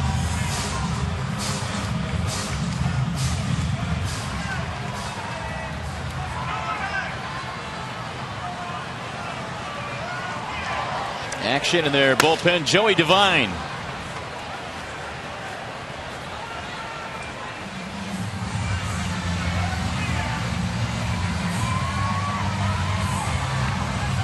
By the way, want to remind you, as Ron Robanek talks to McCarthy, that when the game ends, our coverage continues with Tigers Live. We bring you all the highlights, reaction, and analysis. Tigers Live from the Call Sam Studios. And also right here at the ballpark immediately after the game on Fox Sports Detroit. And there's action to the Tigers bullpen as well as David Percy heats up.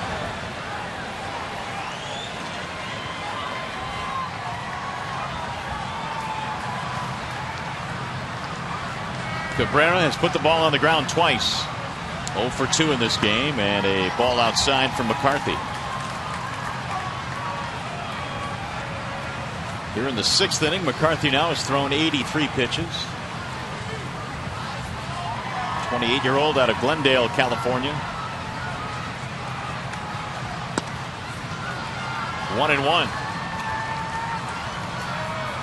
That was a well-located two-seam fastball at 92 miles an hour. And nothing Miguel could do with that last strike. And therefore, you just watch it go by. Hard hit ball to left, base hit. Back-to-back singles, and here come the Tigers right back in the 6th inning. It's a breaking ball that McCarthy threw that got too close to home plate.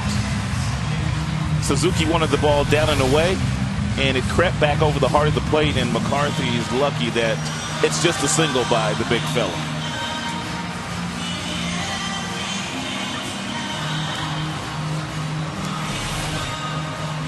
So that'll be it for McCarthy. And Joey Devine coming in. So as they make a pitching change, we step aside.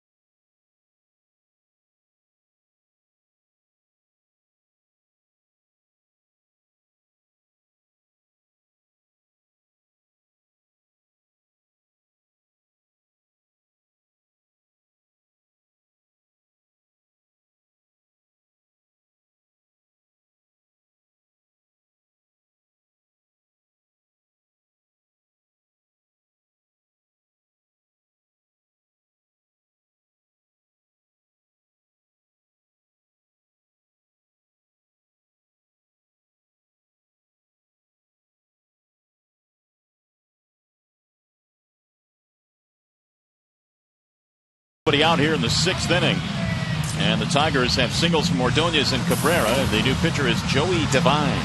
And Devine has done some outstanding work out of their bullpen this year. He has not given up a home run in 84 games. Not one home run, but the earned run average is outstanding. 19 strikeouts, 7 walks in 21 innings, and the batting average is sub 200 against Devine. So here comes Victor Martinez. who is 0 for 1 with a walk in this game. This is something you've touched on many times, Rod, but if you look at the hits by direction for Martinez, this is what makes him, I guess, really difficult to defend. Special.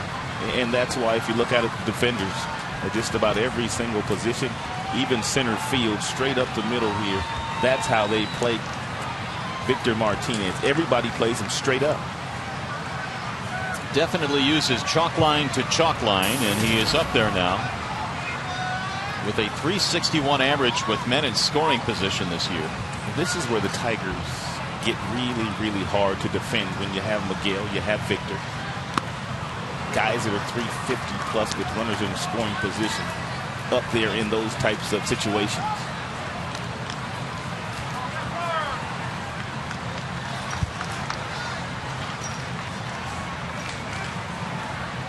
No balls, 1 strike.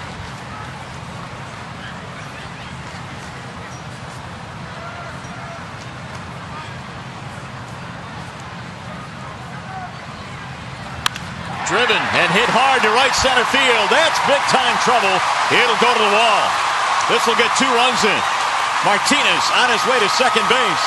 He's in with a double, and the Tigers have retaken the lead.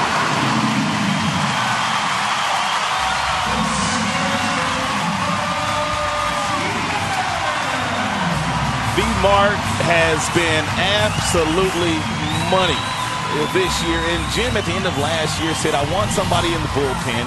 They went out and got Benoit. He said, I also want a guy that can drive in some runs, drive guys in from first base. And Victor can do that as well. Big Miguel Cabrera was scooting around the base pass.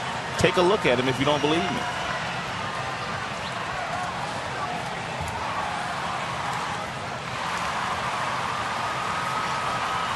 Two-run score with ease. The Tigers have their 7th hit and a 4-3 lead. 54 driven in now for Victor, and there's a ground ball off the glove of the second baseman Sogard. Into right field. They'll stop Martinez at third. How about the Venezuelan connection? Ordonez, Cabrera, Victor, and Guillen. Single, single, double, single.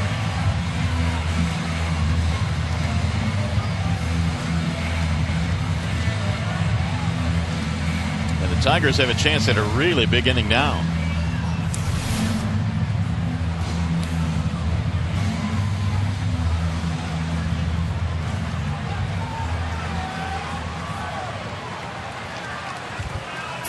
Still nobody out of this inning. Here comes Alex Avila.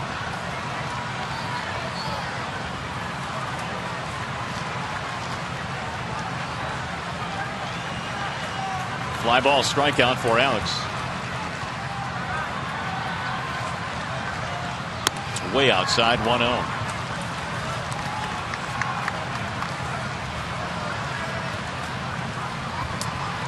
Alex has been good in these situations all year. 15 of 22 getting that runner home from third base, less than 2 outs. That's good for 68%.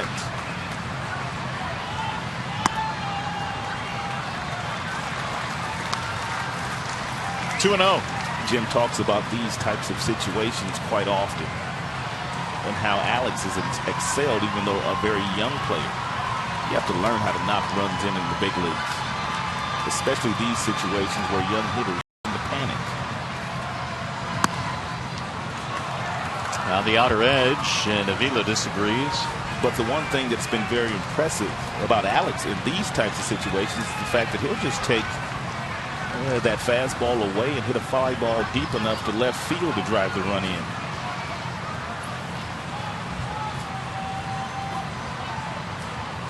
And the 2-1 way outside, 3-1.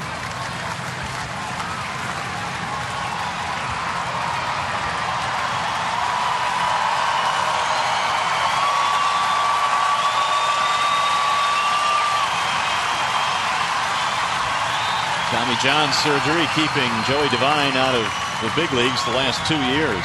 Hadn't pitched the last 2 seasons. Way outside. There's a walk, and the bases are loaded.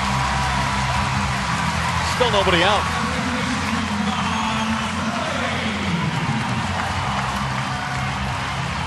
Back to the phone they go to get somebody heating up in the bullpen.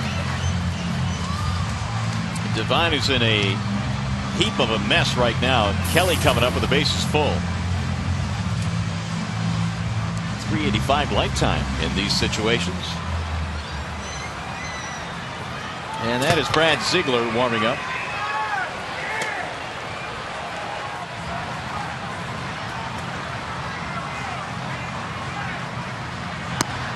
There's a strike called. 0-1 on Kelly. Tigers have taken a 4-3 lead on the 2-run double by Victor Martinez.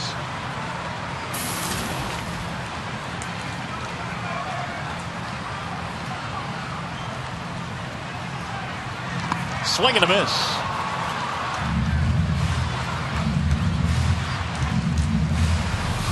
.81-mile-per-hour breaking ball from Devine. In really good location. And as a result, he has Kelly in the hole 0-2.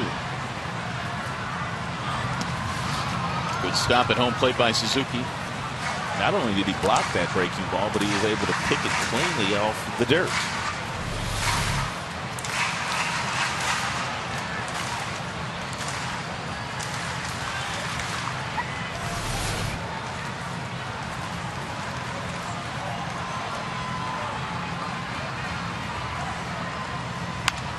Lifted in the air towards center field. On the move is Crisp. He'll get there for the out. This will get a run in. Martinez scores, sac fly, RBI for Don Kelly. That's pretty good after falling behind. No balls, 2 strikes.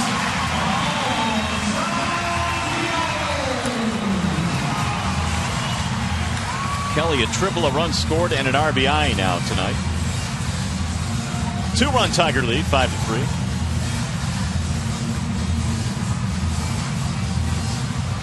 First and second with 1 out, and here is Santiago.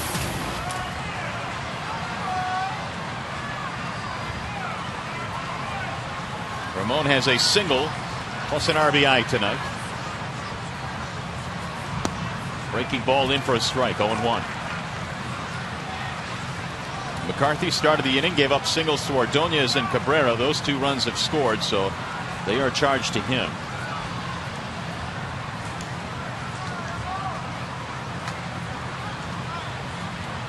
Martinez, though, belongs to Devine. That missed inside. 1 ball, 1 strike.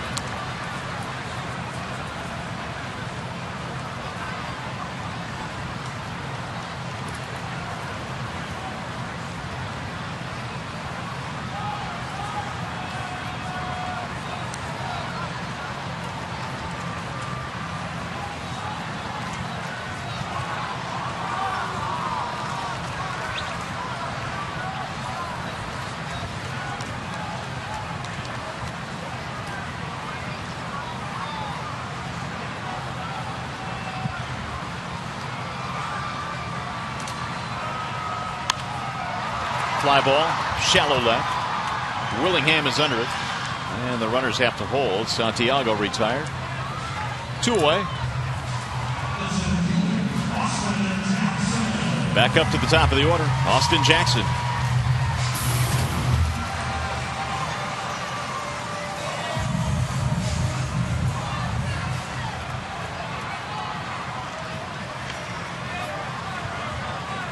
Jackson has 3 hits in the series, singled, stole a base, and scored a run in the 3rd.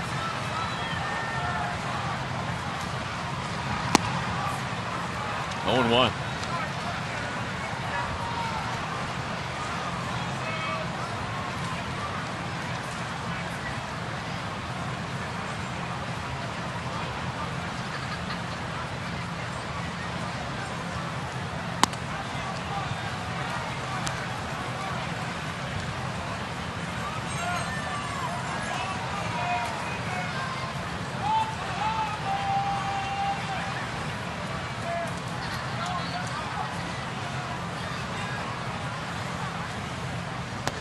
Wave and a miss. 1 ball, 2 strikes on Jackson.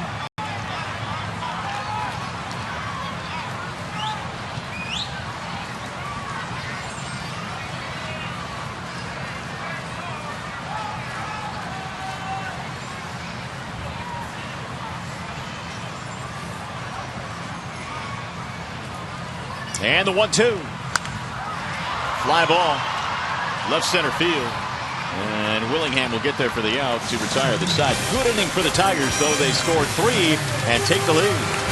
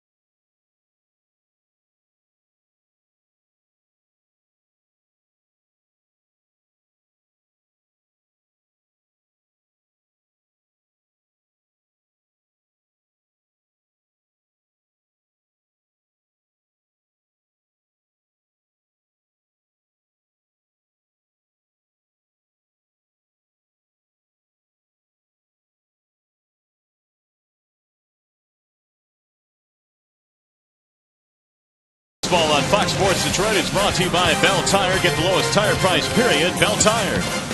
And by Jeep brand, now celebrating 70 years of legendary heritage. Enjoying another warm evening here in downtown Detroit. Tigers also enjoying a 5-3 lead now as we go to the top of the 7th inning. And the Tigers will have a new pitcher coming in here to try and protect this lead. David Percy, the left-hander, coming on. 29 games Percy has pitched combined this year with 3 teams. That would be Toronto, Oakland, and now the Detroit Tigers. The earned run average just a shade over 4. He's got a power fastball, nice breaking ball, an occasional changeup.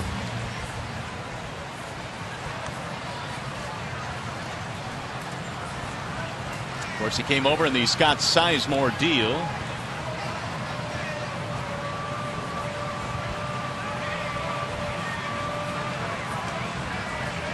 And his job right now is to protect a 2-run lead here in the 7th inning. For the Athletics, it'll be Landon Powell leading it off.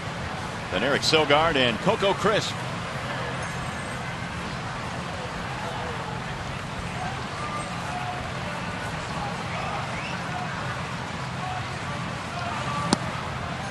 There's a ball inside to Powell. A single and a ground out tonight for Landon.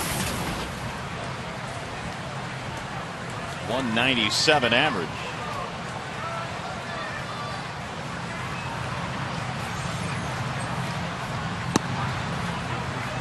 One ball, one strike.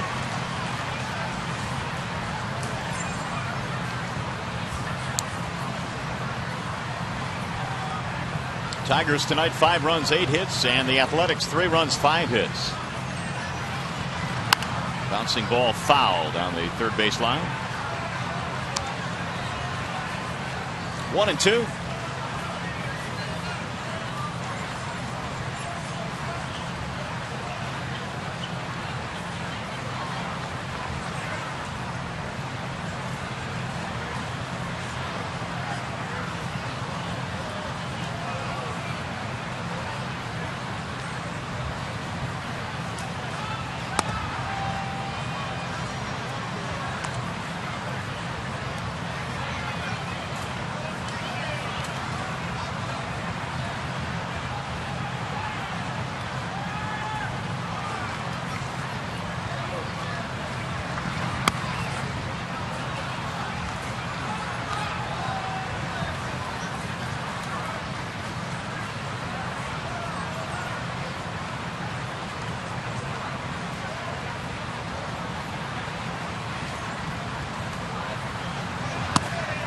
He lost him, ball 4. A no-no leadoff walk here in the 7th.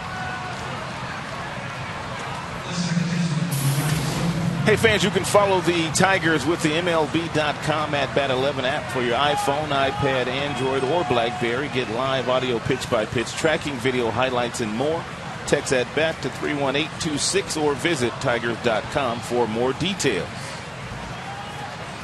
Jeff Jones in contact with the bullpen. And very quickly we'll get some more action down there, it appears. Ball 1 to Eric Sogard.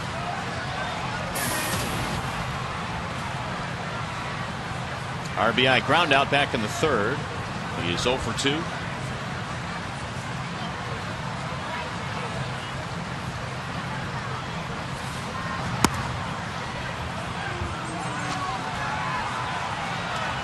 time called now. Here comes Jeff Jones. Not the way the Tigers had hoped to see the 7th inning start. The leadoff base on balls, and now 2-0 on the number 9 hitter.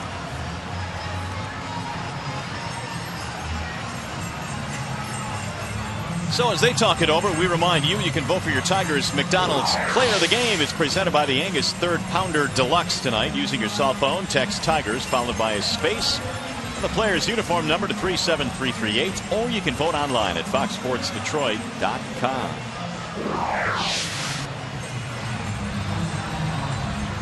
Hey, did you know it was Christmas in July? Yeah, it's Christmas in July here. And did you get a present?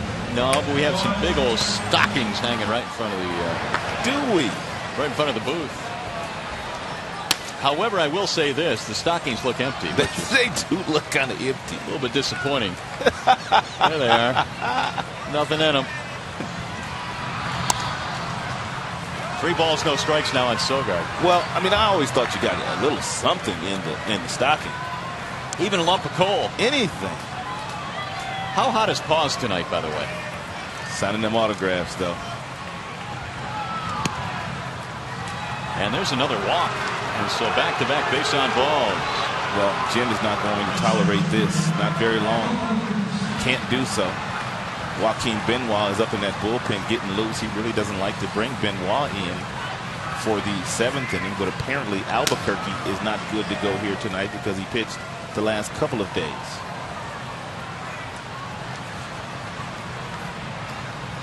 So the wheels are turning now in the Tigers dugout as they figure out how they want to proceed here. Coco Crisp is standing in.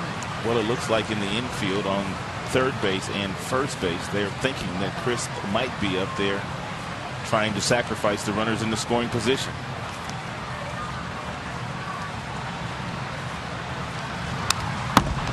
No such deal there in that first pitch. He fouled it straight back. He looked like he was trying to hit it out of the ballpark.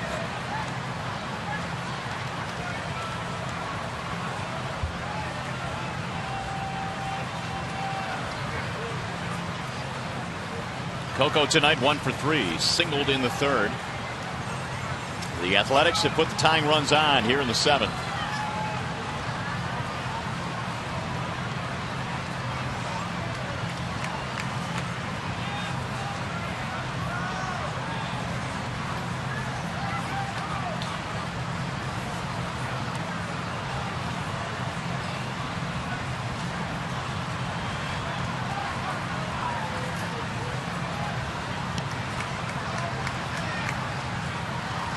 Now he's showing bunt, and he looks at a strike, and now he's in an 0-2 hole and talking to himself.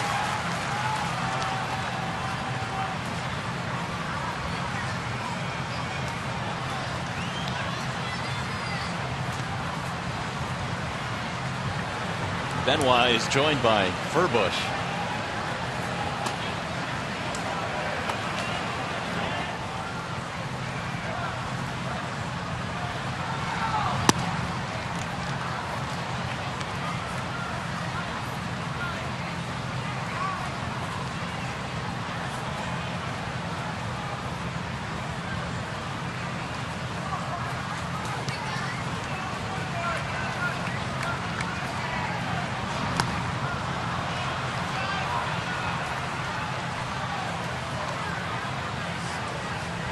This is the first time I can remember Percy coming into a game and struggling with his command, since coming from Oakland. Got Jim Leland on edge right now. 2 balls, 2 strikes.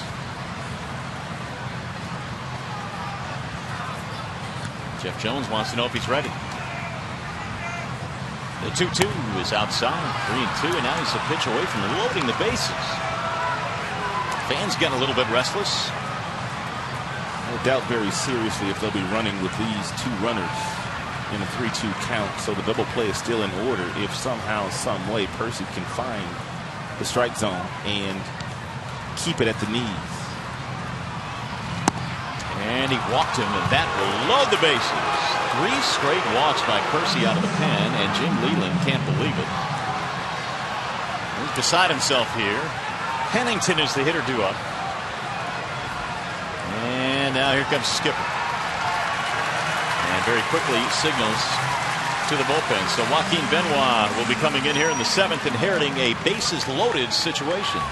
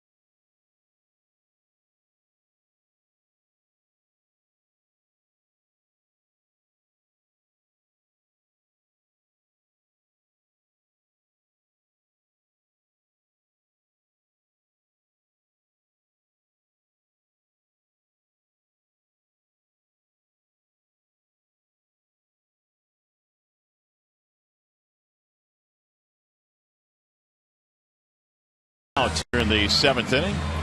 Joaquin Benoit warming up as he does that. We remind you of some Major League Baseball news and notes. How about the Rangers? They are really on a tear right now. They've opened up a 5-game lead in the West with a 12-game winning streak. Looks like they're trying to run away with the West. Phillies, meanwhile, the first team to reach 61 wins. And remember Andrew Miller? I do. Well, he pitched against Baltimore and won today. 5 2/3. 4-1 the final score there. Some news and notes around the big leagues. Here are the numbers on Benoit. It's not often that Jim will go to Benoit in these types of situations in the 7th inning, but he's been pressed into duty tonight to try to preserve the win for Olivares. You see that one note there, inherited runners. Quite a few have scored that Benoit has inherited. 6 to be exact. 6 of the 19. Well, the Tiger 2-run lead is in jeopardy here. In case you're wondering, the last couple of days, Albuquerque combined through 31 pitches, and fresh off the disabled list, Jim's not going to overuse Al. Pennington, the batter. And there is strike 1 from Benoit. Pennington a walk in this game, 0 for 2 otherwise. Walks to Powell, Sogard, and Crisp, setting up a scoring opportunity here for the Athletics.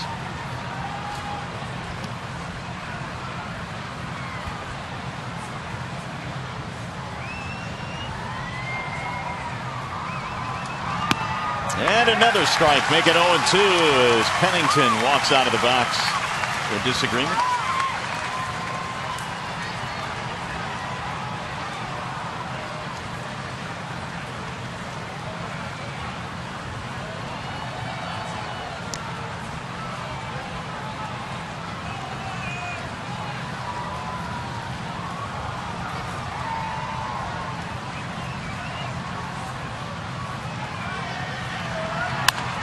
A little looper back a second, base hit.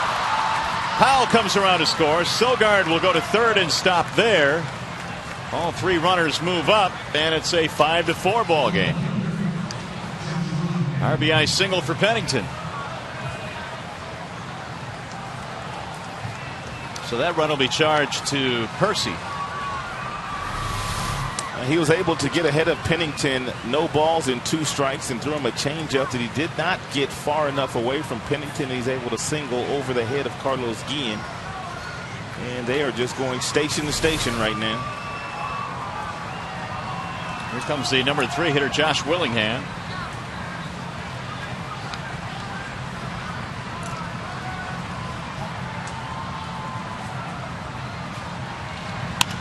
He drives one in the air to right field. Maglio coming under it. Sogard tags up. Here comes the throw from Ordonez, cut off, and a sac fly and an RBI for Willingham. 5-5 game.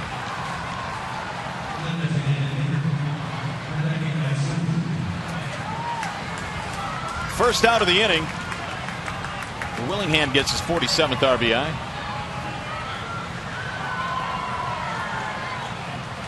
First and second with 1 out, and now Hideki Matsui. It was Matsui that hit a home run in the 6th inning, leading things off the foul pole, and that was the final batter that Dwayne Bo faced tonight.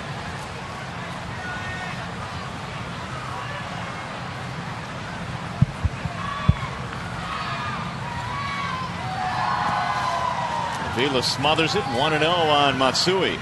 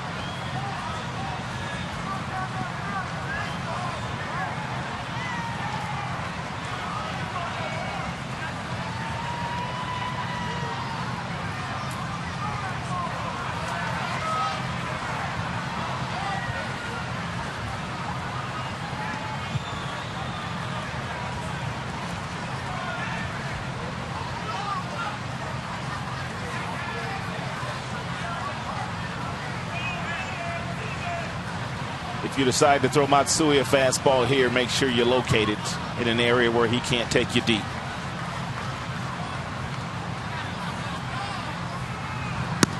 Good location.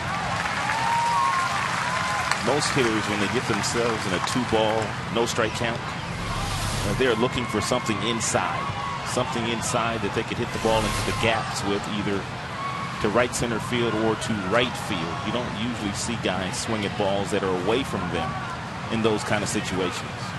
No need to.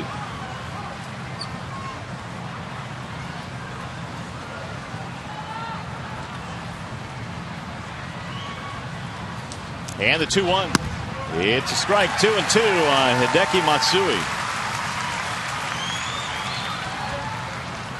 A's have tied it up with a couple of runs here in the 7th. It's a 5-5 game.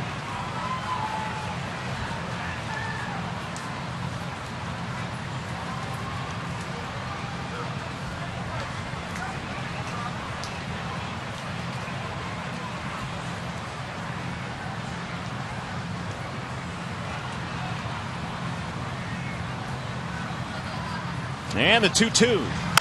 Ground ball right side, base hit. Chris coming to third. They're going to send him home. Maglio's got a shot. Here's the throw. It's cut off. A run will score. It's an RBI for Matsui, and the Athletics have gone back in front. And Benoit still struggles with the inherited runner. All three of those charged to Percy.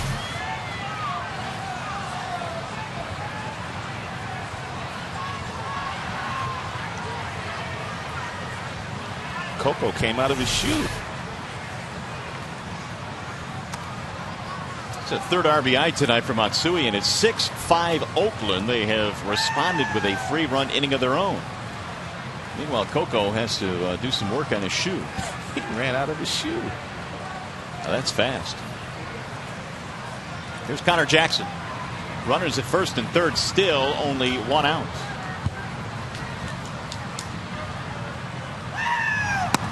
Ball 1 to Jackson. Running so fast, the young man ran out of his shoes. There it goes.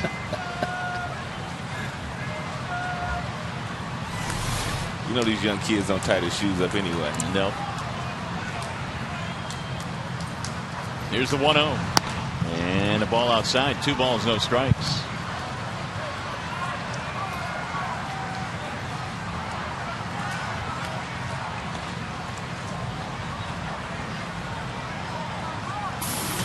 The only out in this inning, the sac fly by Willingham. Connor Jackson is 0 for 3.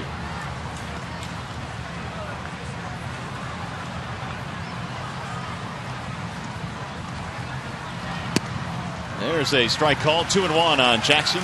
All that hair that Coco had earlier this year, I wonder if he donated it to charity. He may have. Had that big afro going. What is it called? Locks of Love? Charity? Yeah, that may be it. Got a much tighter look these days. Nice little fade. Talk about 2 extremes.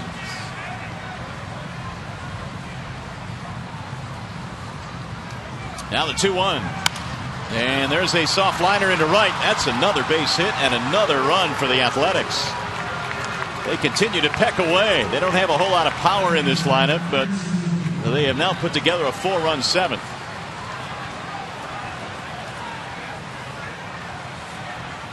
Pennington comes in to score. Jackson gets an RBI.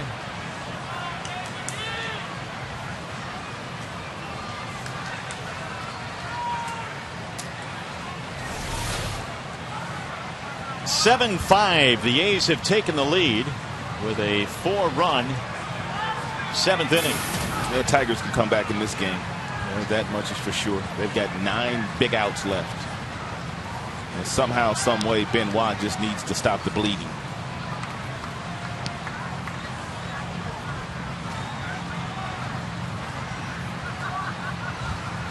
Suzuki looks at strike 1.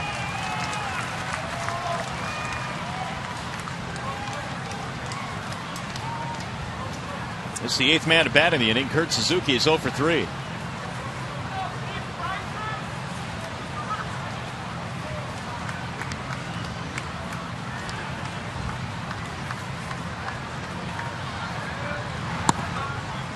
A little bit outside. 1 ball, 1 strike. Percy started the inning by walking Powell, Sogard, and Crisp. As you look at Furbush again warming in the Detroit bullpen. Benoit, since coming on, has given up 3 RBI singles and a sac fly. And all 3 of the runs coming around to score. Percy put aboard. Bouncing ball left side. Donnie Kelly has it. He'll fire to second one. Relay to first is a double play. And that'll end the inning. Big inning, though, for the A's. They score 4. We go to the stretch.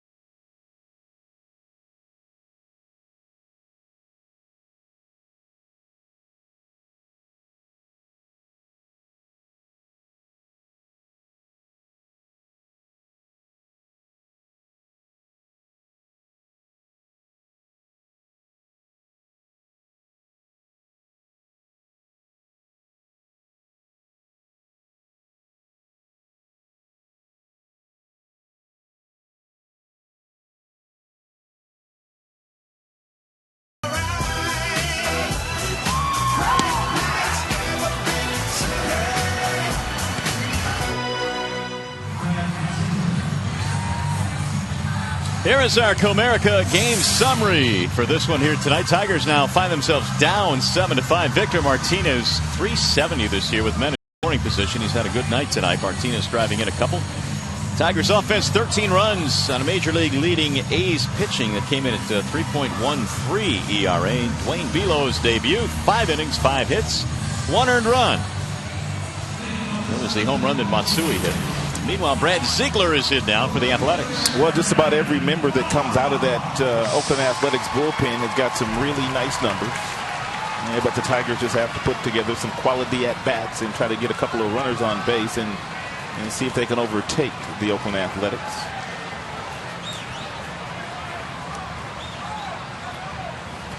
It'll be Bosch leading it off. Bosch, Ordonez, Cabrera, 2, 3, and 4 in Jim Leland's lineup tonight as we go to the home half of the 7th inning. 7-5 Athletics. And Ziegler delivers a ball down low. Brennan tonight is 0 for 3. Fly ball, ground out, strikeout. For the most part, Ziegler just a sinker ball and a slider. Bouncing ball, second base side. Sogard has it. 1 gone. Sliders don't have much depth to them. They're more east to west in the strike zone than north to south because of the arm angle that he throws from underneath. And the fastball pretty much 85 to 87 miles an hour.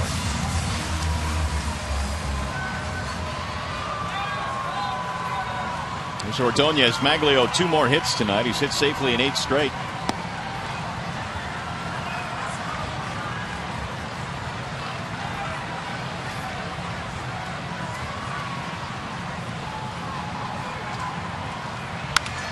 Right back up the middle into center. How about Ordonez? 3 straight hits. 3 for 4 tonight. He has hit 3 balls up the middle that have probably landed 5 feet away from each other. All 3 in the same area.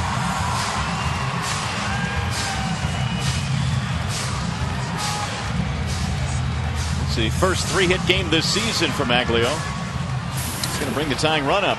Mag's number's pretty good since coming off the disabled list. They just got better tonight. 3 hits and an RBI. Cabrera hits a ground ball up the middle into center field. A base hit. And Ordonez will stop at second base. Tigers coming right back with a pair of hits. No power damage done there for Cabrera, but he adds to his batting average. 7th inning or later, his numbers are off the chain. That looked like a double play ball, but it must have had a lot of giddy up on it because Pennington couldn't knock it down. Ziegler is going to last 3 batters, and he'll be taken out of this game as they go right back to the bullpen. So the Athletics make a change, and we'll be back.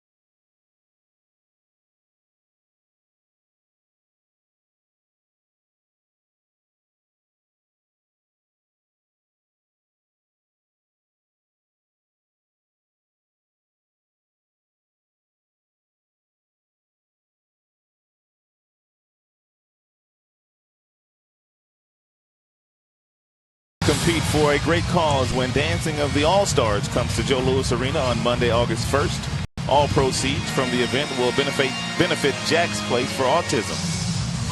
For tickets, call 313-396-7575. How did you get out of dancing with the All-Stars? Oh, pretty simple, actually. I can't dance.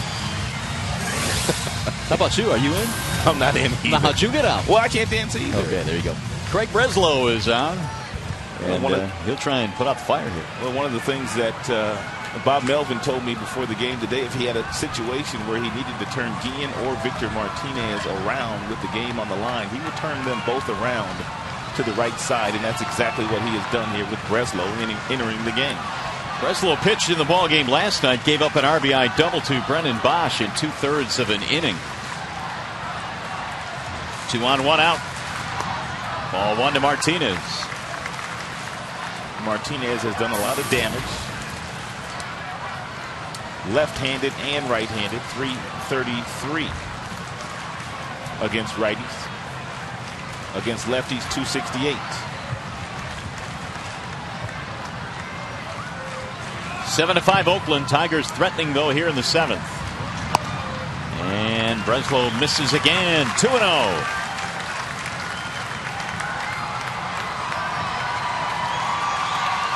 Tiger bullpen coughed up 4 in the top of this inning, and now the A's pen trying to give him back. Victor told me earlier this year that these types of situations, 2 balls, no strikes, he tends to try to do too much. And we'll see what he's thinking about doing here on the 2-0 offering from Breslow. On the ground to the shortstop. Should be 2. There's 1, and there's 2, and a clutch double play thrown by Breslow. Inning over. We go to the 8th.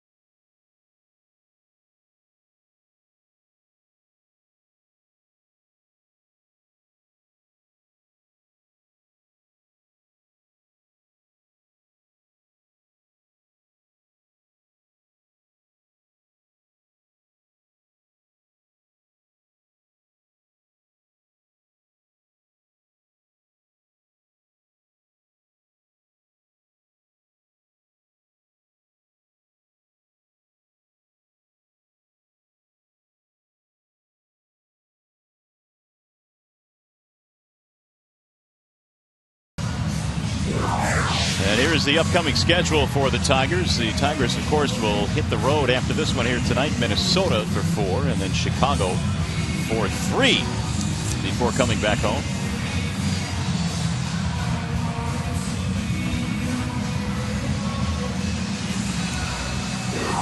Charlie Furbush now is the new pitcher for the Tigers. Furbush just got called up himself. As a matter of fact, many thought that Furbush would be getting the start here tonight, but that wasn't the case. Velo got the start. Furbush pitching in relief. Well, what were your impressions of Dwayne Velo tonight? I thought he did well. He pretty much did exactly as we were told he would do. He had a fastball anywhere from 89 to 93 miles an hour, a little breaking ball, a little changeup. He's got some pitchability. One error didn't help him early in the game, and he did show some poise pitching out of that jam. David DeJesus will lead it off. It'll be DeJesus, Powell, and Sogard against Furbush, the bottom of the order here for Oakland. First pitch is inside 1-0. I think the Tigers are just taking an opportunity to look at every single left-hander that they have to try to find somebody to put into that rotation. Yeah, Andy Oliver's got an opportunity. Cope, Furbush, they've looked at Wilk and Below. Bouncer to first base, foul. 4 of the 5 have gotten starts. Wilk and Wells going back down to the minor leagues, making room for Below and Furbush. That had to be very difficult for Jim to tell Casper Wells that he was going back down to the minor leagues today or last night, whenever they told him, because Casper has done marvelous work up here. And he said as much before the game, and even last night he said, look, we understand this is not a fair situation here, but when you look at it logically, they like the left-handed bat that Dirks gave them going forward, at least for the time being. So Casper Wells was the odd man out, so to speak. You'd like to have that power on your bench. I guess they will get that in Betamite in games where he doesn't start. But Casper did provide some power off of the bench. Here's the 2-1. Ground ball to first. Nice pick there by Miguel. 1 gone here in the 8th. I guess the $1 million question going forward, though, is what in the world do they do with Brandon Inge? It is a big question, and one that certainly Dave Dombrowski said they'll have to address once Betamite gets here. He's scheduled to be in Minnesota tomorrow. He is indeed. With Betamite, that is. So well, we'll see what happens.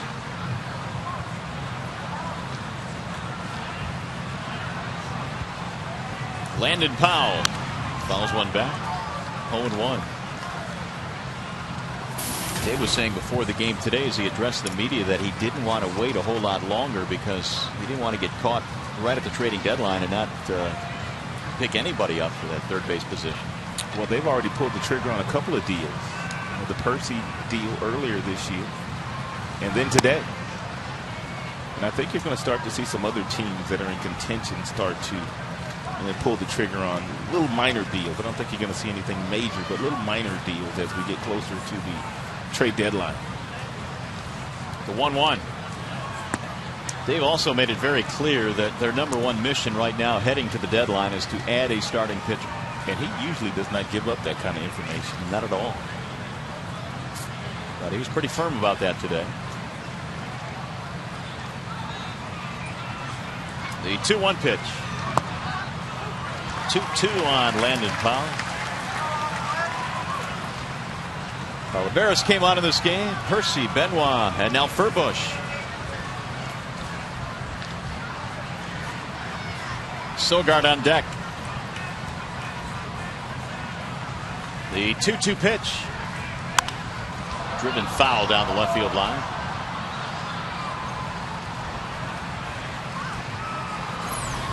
And in case you didn't hear it earlier today, this was the deal. Wilson Betamite coming over. Tigers giving up a couple of minor league players. A couple of players that were down in A-ball. Left-handed pitcher Antonio Cruz and catcher Julio Rodriguez.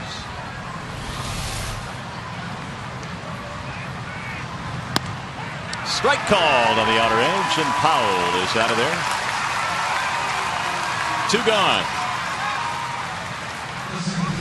It looked like Furbush started the breaking ball off the plate outside and caught the outside corner, and Alex Avila held it there long enough for Scott Berry to get a real good look at it and make the call. And I think Powell knew it was a strike. Didn't argue at all. Just kind of strolled back to the dugout.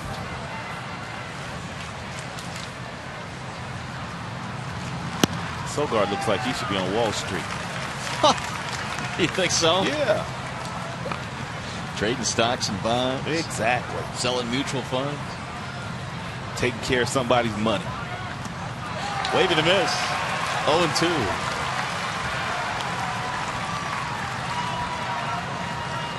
Sogard played his college ball at Arizona State.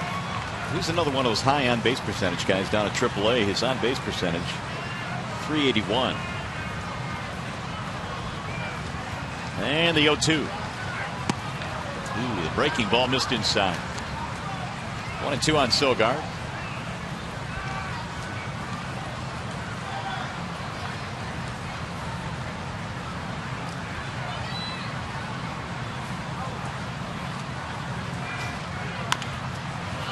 That'll go foul.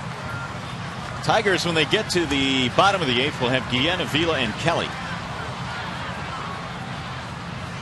Jim Leland's squad put together a 3-run 6th inning to take a 5-3 lead, but then 4 in the 7th for the Athletics.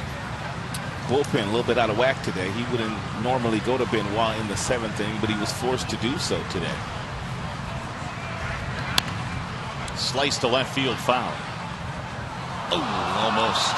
Brought the glove and hit him right in the glove. He's going to get booed too. Oh, I think that guy stuck his bare hand out. Oh, it didn't hit the glove? No, it hit that guy's hand. He wants it back too. You got no shot, buddy.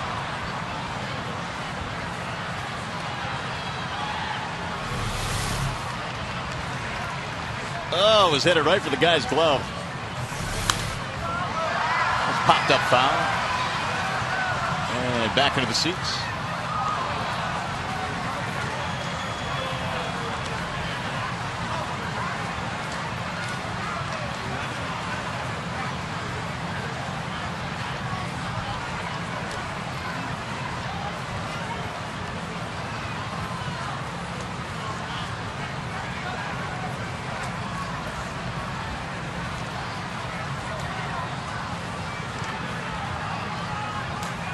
Bush again with the 1-2 pitch.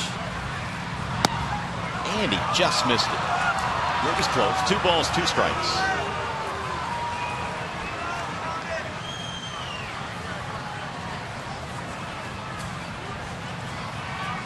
Furbush among the 7 players making their debut at the Tigers this year, we talked about earlier. It's fouled off. All of them pitchers with the exception of Andy Dirks.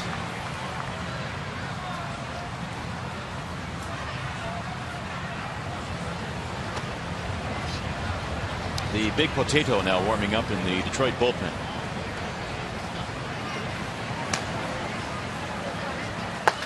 More like loosening up than warming up.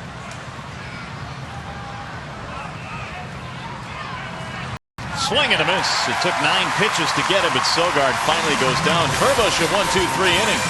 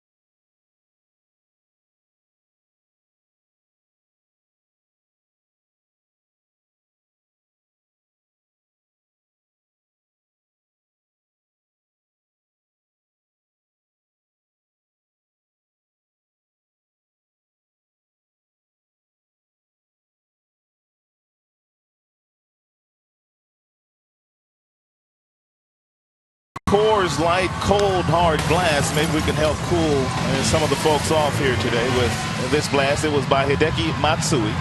It was off Dwayne Bo.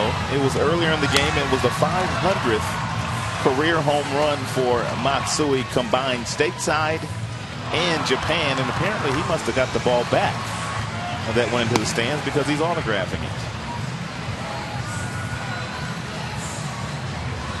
Matsui's most of his home runs obviously came in Japan, over 300 of them, over 360 of them actually, and well, 500 as a professional for Matsui.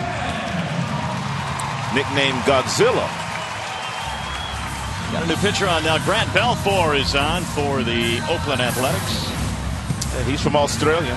He had good numbers, 37 games, 4 wins, 1 loss.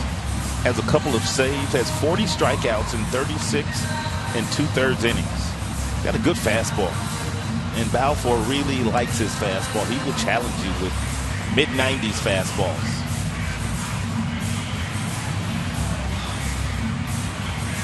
Well, the Tigers bats hoping to wake up here as we go to the bottom of the 8th inning. They are down by 2. 7 runs, 8 hits for the A's. Tigers 5 runs, 10 hits. As Guillen comes strolling in, we remind you that once again this week the Tigers are featured on Fox Saturday Baseball when they're on the road to take on the division rival Twins. Coverage starts Saturday at 4 p.m. on your local Fox station. Make sure you tune into Fox 2 in the Motor City and watch the Tigers and the Twins, who just won't go away, putting together, giving themselves a chance here in the second half to get back in the race. And you're working that game, aren't you? I am. Apparently I didn't embarrass myself too bad last week, and they've invited me back for another weekend. What partner did you draw this time? Dick Stockton. All right. This Saturday. We'll be tuned in. There's a strike called on Carlos Guillen. Carlos 1 for 3. Had a single back in the 6th. Tigers have out-hit the A's by 2, but they trail by 2. Balfour is 0-1.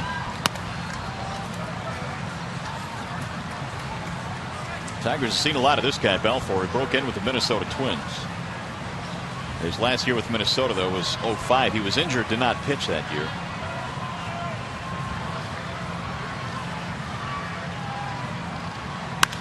Bouncing ball, base hit left field. Guillen goes the other way, and the leadoff man is on. Carlito can just hit. It's a 93-mile-per-hour fastball from Balfour, and Carlos really didn't try to do a whole lot with it. Just simply took the easy way out by driving the ball the opposite way.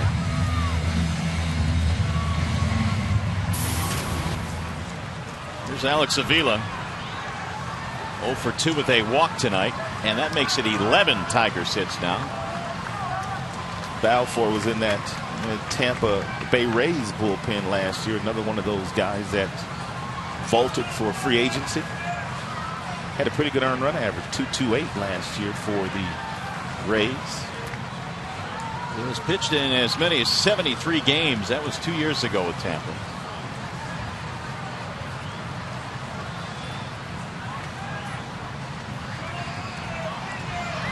Avila looks at ball 1.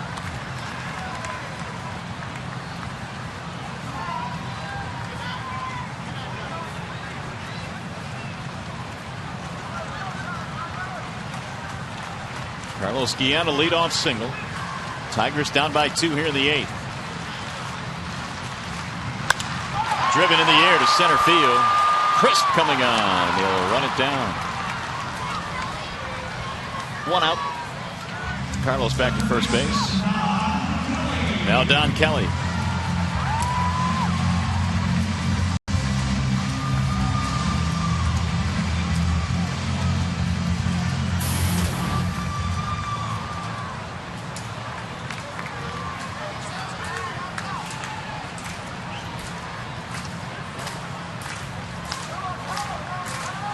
Kelly in this game, a triple and a sacrifice fly. And he takes strike 1.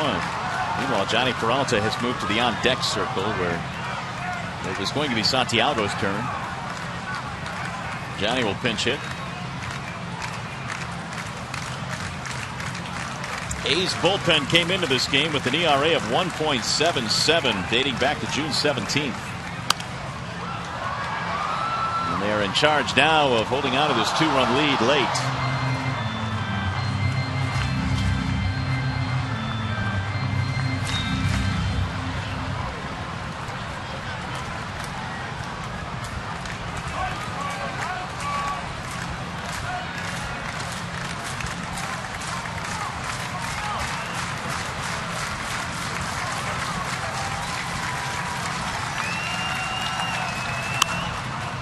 Get back out of play. 0-2 on Don.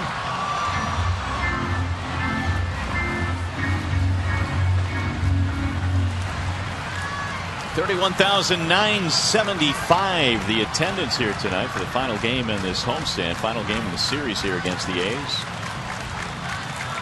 And you got to consider that it was 95 degrees at game time here tonight. So the heat, not a deterrent. Kelly continues to battle.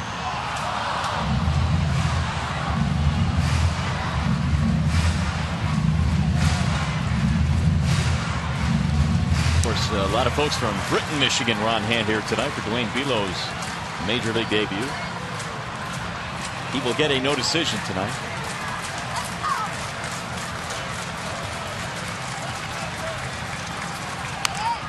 Another foul back out of play.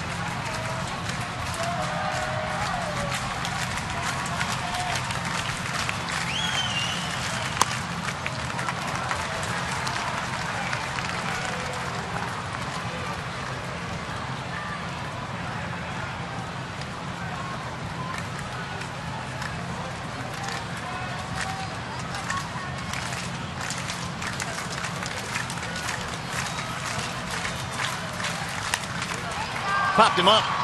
Shallow left. Willingham under it. Kelly is out, and there are two gone. Holding at first base, Carlos Guillen, and that's going to bring up the pinch hitter now. Johnny Peralta bats for Santiago. It's nice to have a little sock on your bench, and they do have some sock on their bench, and that would be Peralta. 94 has been the top fastball since Balfour has come into this contest. That reading always a courtesy of Comcast.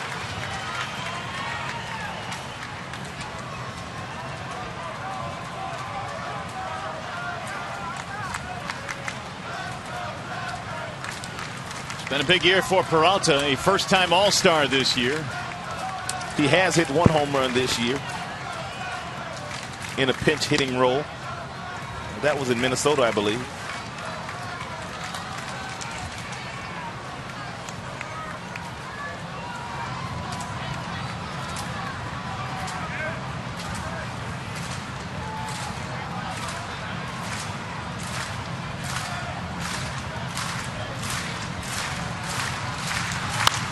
That's lifted back out of play. 1 ball, 1 strike. And that was a big homer. Tied the game.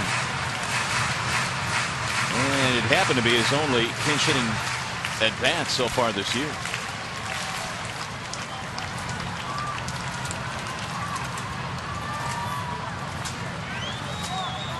One ball and 1 strike on Peralta. He's the tying run at the plate, and he looks at a ball. 2-1.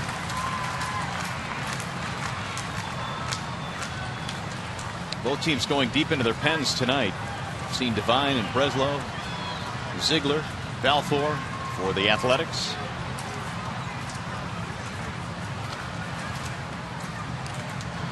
Swing and a miss. 2-2 on Johnny. Cleveland lost earlier today in Minnesota, so the Tigers trying to take a 1-game lead in the Central.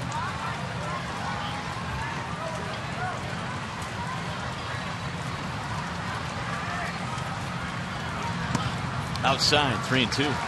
Jim really has no problem going as deep as he needs to go in his bullpen tonight to try to get the win with Verlander pitching tomorrow in Minnesota.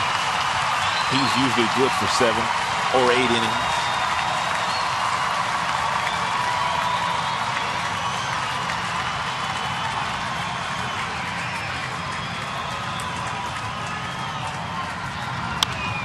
Fouled away. And that'll get back into the seats. So Guillen will go back to first base. 4 runs, 7th inning by the Athletics. The difference in this one, they lead 7-5. They took advantage of 3 walks in that 7th inning. Bell for a couple of deep breaths. Again, waiting on a 3-2 is Johnny Peralta.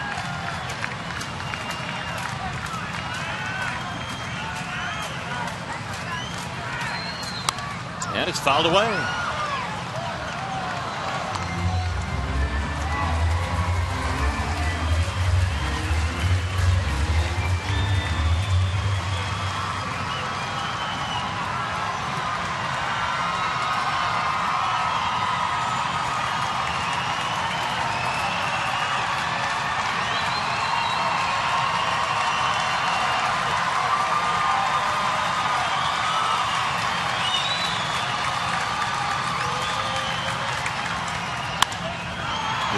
Popped him up.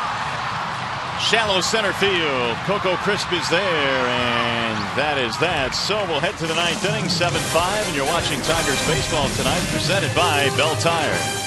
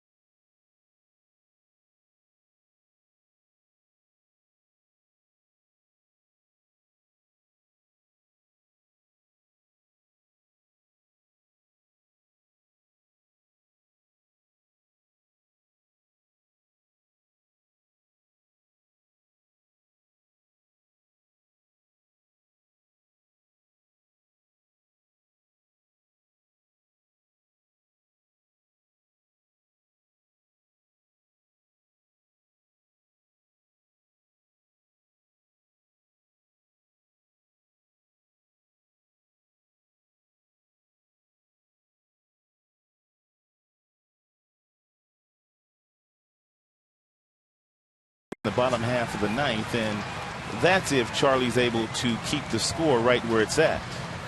Well, Furbush had himself a nice 8th inning, a 1-2-3 8th. He will face the top of the lineup now. As Coco Crisp stands in, Johnny Peralta stays in the game to play short. And it's driven down the left field line. That will go foul. And ricochet around. 1 strike on Crisp. Tigers, meanwhile, when we get to the bottom of the 9th inning, we'll have Jackson, Bosch, and Ordonez 1, 2, and 3. Maybe more. Furbush got a couple of strikeouts in that 8th inning and a ground out. Crisp has been on base a couple of times. Andrew Bailey, their closer, heats up.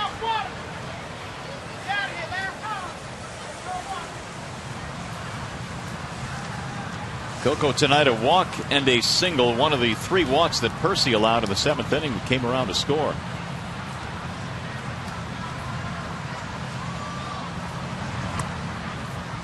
One ball, 1 strike.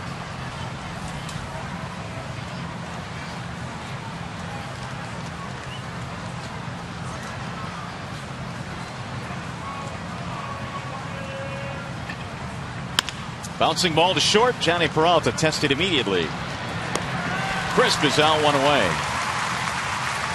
It is now time for the Home Depot doing more on defense, and it started the very first batter of the game off Don Kelly's arm, a ricochet to Santiago. They got to out at first base, and 5 batters in, It was Austin Jackson making a whale of a catch at the base of the wall in left center field off the bat of Connor Jackson.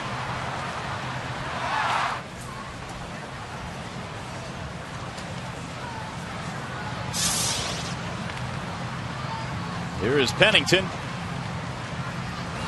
showing bunt. Tigers actually have 3 more hits than the A's do tonight. They've out-hit the A's 11-8. But again, it was those walks that the Athletics took advantage of in the 7th. The 1-0. Slap to center field. Jackson coming on, but he'll play it on a couple of hops. Another hit tonight for Pennington, who has 5 hits in the series.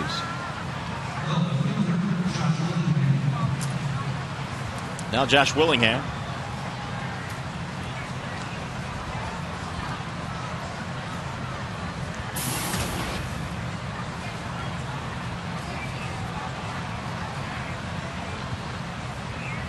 Drove in a run in the big 4-run 7th with a sac fly.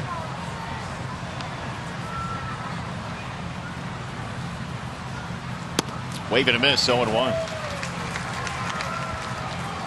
Willingham 47 driven in.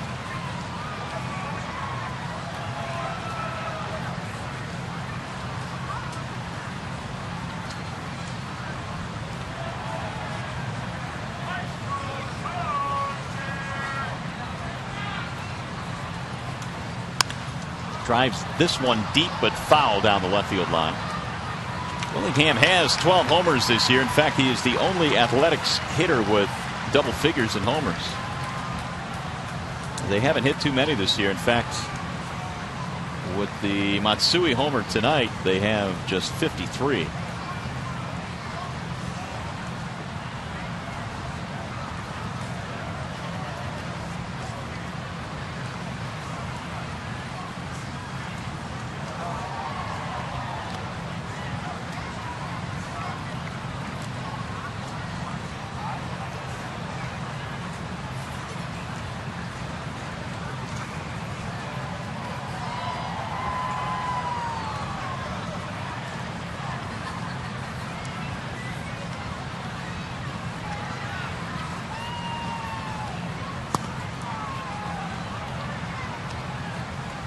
One and two on Willingham.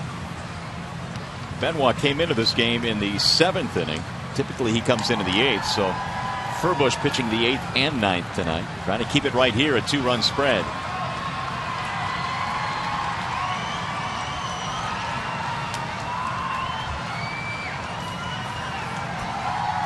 Time called late time as Furbush was getting ready to deliver.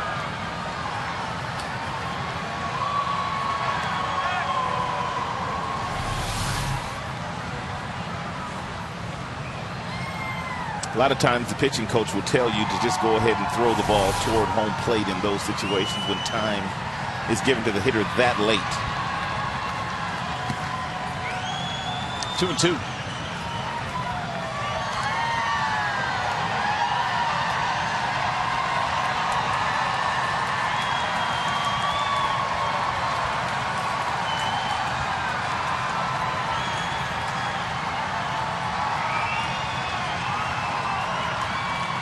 There's Matsui waiting on deck. He's had a big night.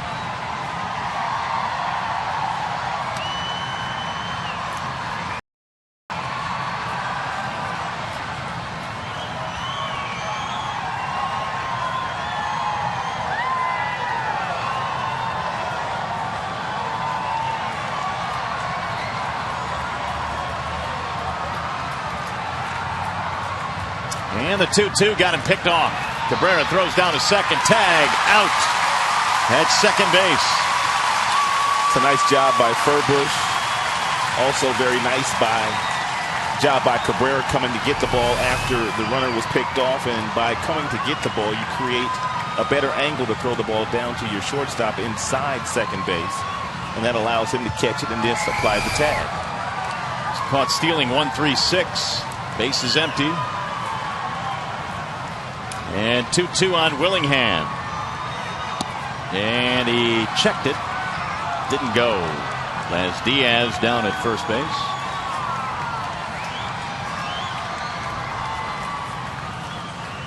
Lazaro Diaz. Well, yeah, I was going to ask you, what are we going with? Because on the sheet, it now says Lazaro. He's changed his name. He used to go by Laz. High fly ball to center. Jackson cruising back to end the inning. So we go to the bottom of the ninth.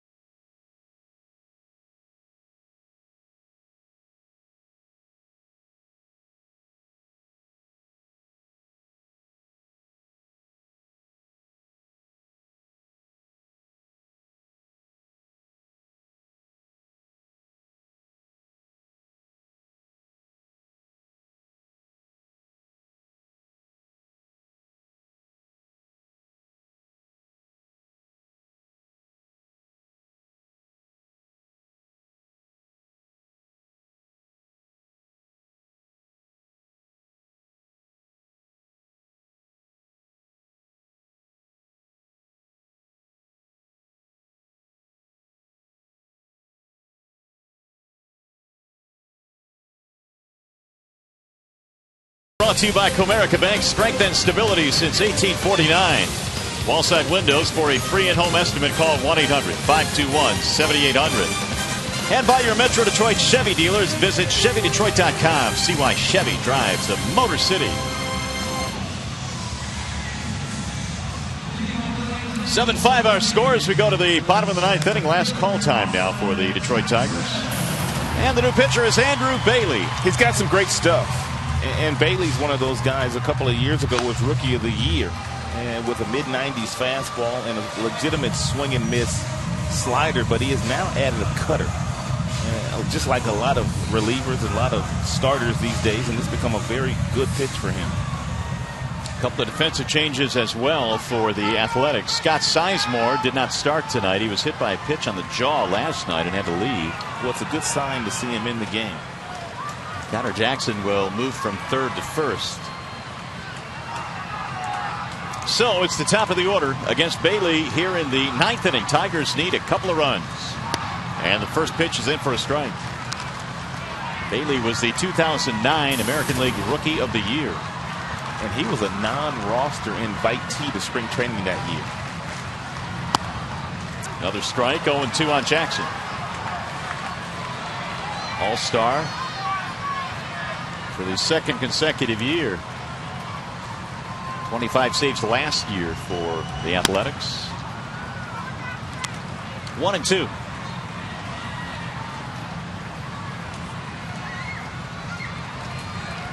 Tigers need a base runner to bring the tying run to the plate. Here's the 1-2. Swing and a miss. Jackson is retired via the strikeout.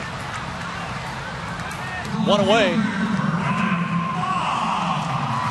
We got Bosch.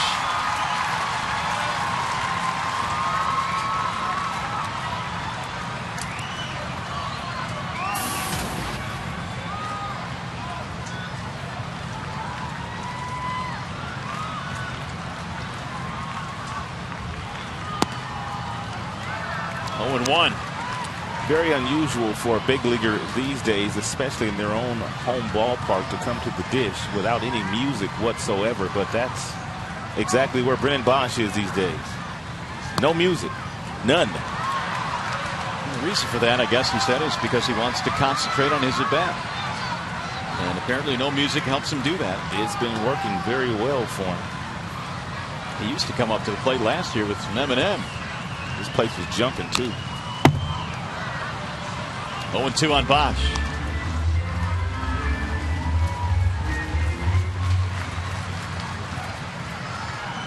On deck, Maglio. 7-5 Athletics trying to earn a split in this short 2-game set.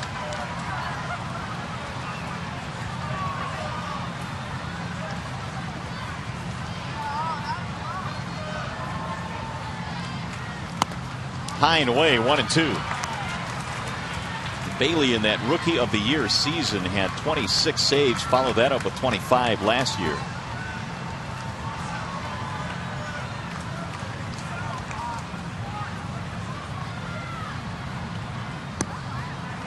Two and two.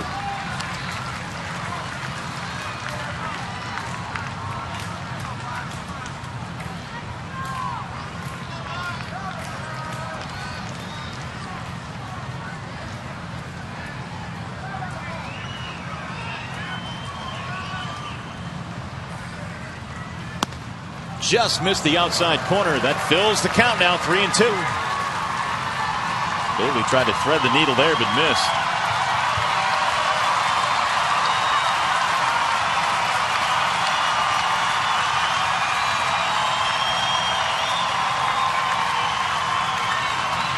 He's trying to win 4 of 6 after the break with a victory here tonight. 3-2 pitch is ball 4, and that'll bring the time run to the plate. Let's take a peek at our Bell Tire pitch by pitch, and it's courtesy of Maglio Ordonez, who singled up the middle on 3 different occasions. He drove in 1 run. He also scored a run, and all 3 of his base hits up the middle probably would have landed about 5 feet away from each other, and the swing identical on all 3. 3 out of 4 tonight for Maglio. The average up to 235 and climbing. And a strike on the outer edge. It's only the second time that Ordonez has seen Bailey. His second big league at bat against him. 0 for 1. A strikeout. He fouls that one off. 0-2.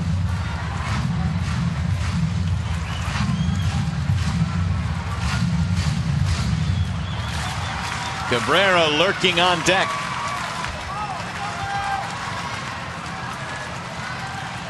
Which means if he comes to the plate, Bob Melvin, the manager, and the other dugouts will not be all that comfortable.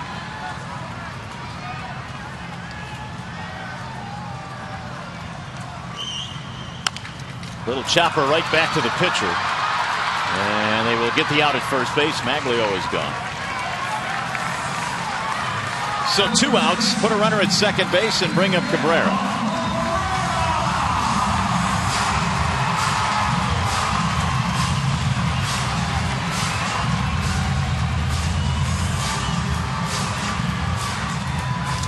Bailey trying to get 1 more out.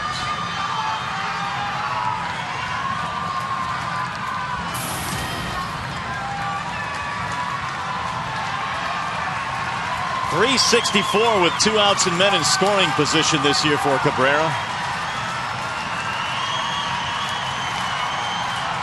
He is 1 for 3 against Bailey career. That one is a homer. When he had a rip, fouled it back 0-1. Miggy tonight, 2 singles, a run scored. Bailey might have got away with one here, a hanging breaking ball that Suzuki wanted down and away, and it hung up there very nicely for Miguel, but he swung right through it. Actually fouled it straight back.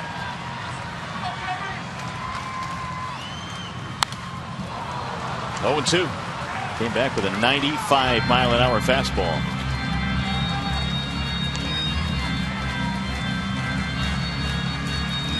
So the A's are a strike away from ending this. Bosch was down 0-2 before he drew a walk. He's standing at second right now. Cabrera trying to keep this game going.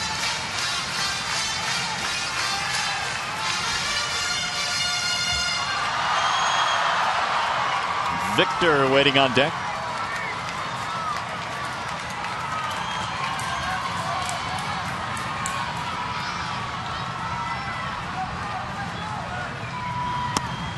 Low and away, 1-2.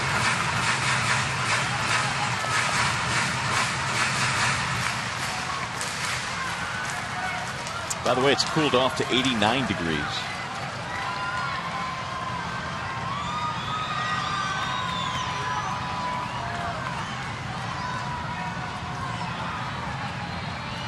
Here's the 1-2. Swing and a miss. And that is that. The Athletics earn the split. Cabrera strikes out, ending the ball game. Bailey picks up the save, his 10th of the year. Bailey reached back to get a 96-mile-per-hour fastball to dust off the big fella to end the game. And the Oakland Athletics come in here and get a split in the 2-game series.